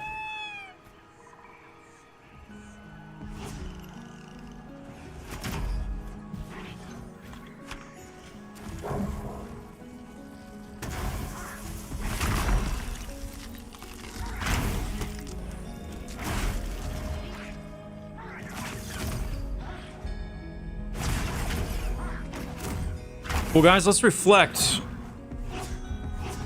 Let's reflect. It's been a day. We started the day on Deathless.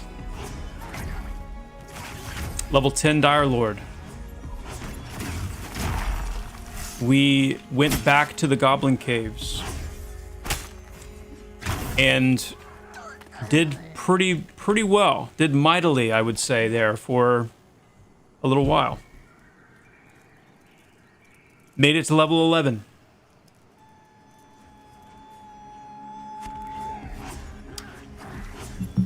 And then it happened. Then it happened. We died. Everyone died. Everyone was slaughtered. And then, after we recovered, mentally, emotionally, chat voted,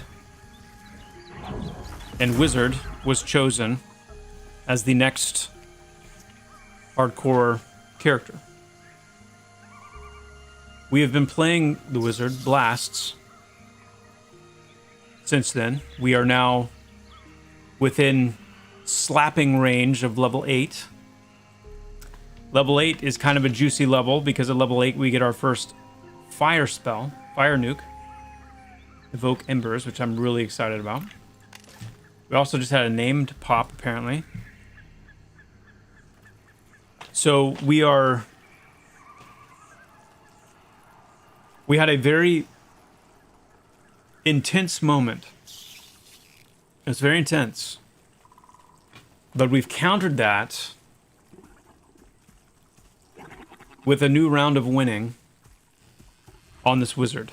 And Marak Key spawning for us. And resisting my spells. But we're gonna, you know, there we go. And look at this. We've got all of our focused regeneration ready to go. We are cooking. Oh yeah. Frostfoot. I was gonna use Glint on him, but he didn't even deserve it. Didn't even deserve it. So it's been a good day. And through the course of today, as usual, we've had conversations. And I am excited to get to the point which is getting closer and closer, where we can start talking about and looking at some very specific things that we are currently working on. Very excited about that. A few things in particular that you always have those few things where you're like, oh man, I can't wait till they can see this. Oh, I can't wait till we can show them that. I don't know if I have, I haven't even looked at my spell scaling. Agi Int, I think it's Agi Int strength, basically, right now. Yeah, so con, I'm not super interested in con. It is hit rating though, but for now,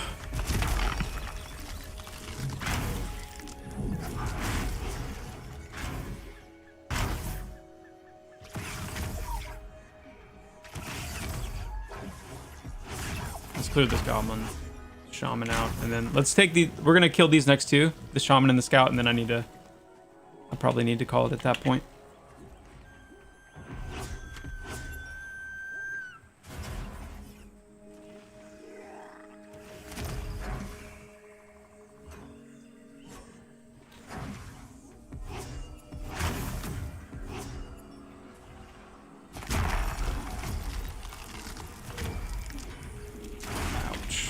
Okay. Let's go out with a blast. Here we go. Gonna hurt. No. Yeah, just a little bit. Woo! We're gonna risk it. Gonna risk it. Okay. It ran out. Okay, we're gonna risk it. We're gonna risk it. There we go. Nice. Good stuff. Good stuff. Almost level 8. I would say we've recovered well from the painful experience we had before. I'm just gonna run up this hill and camp out right here, I think.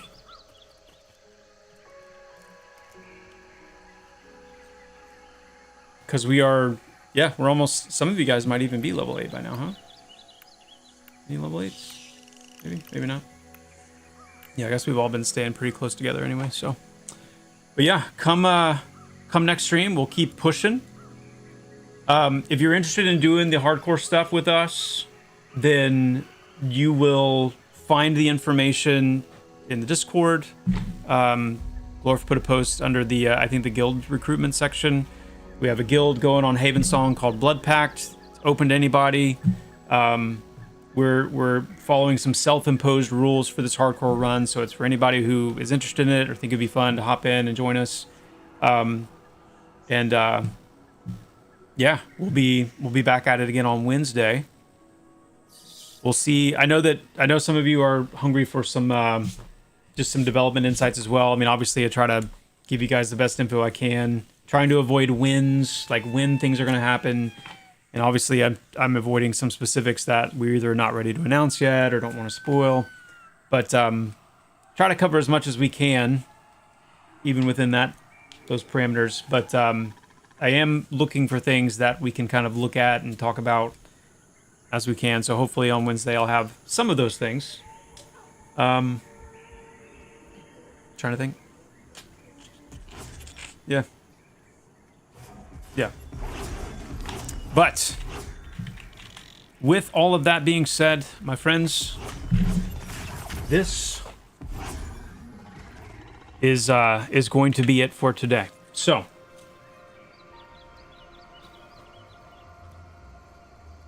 it's food time. It is food time.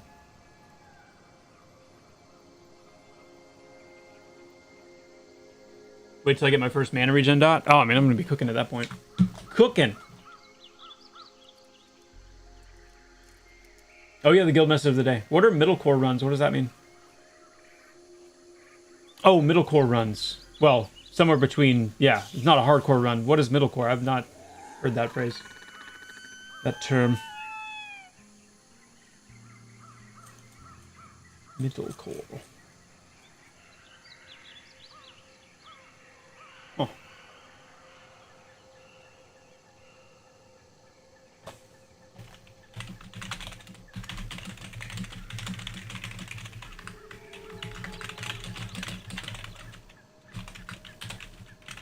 All right.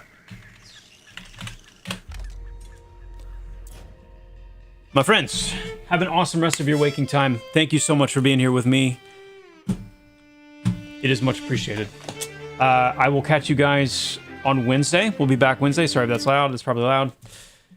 I will catch you guys on Wednesday, right around the same time, just about.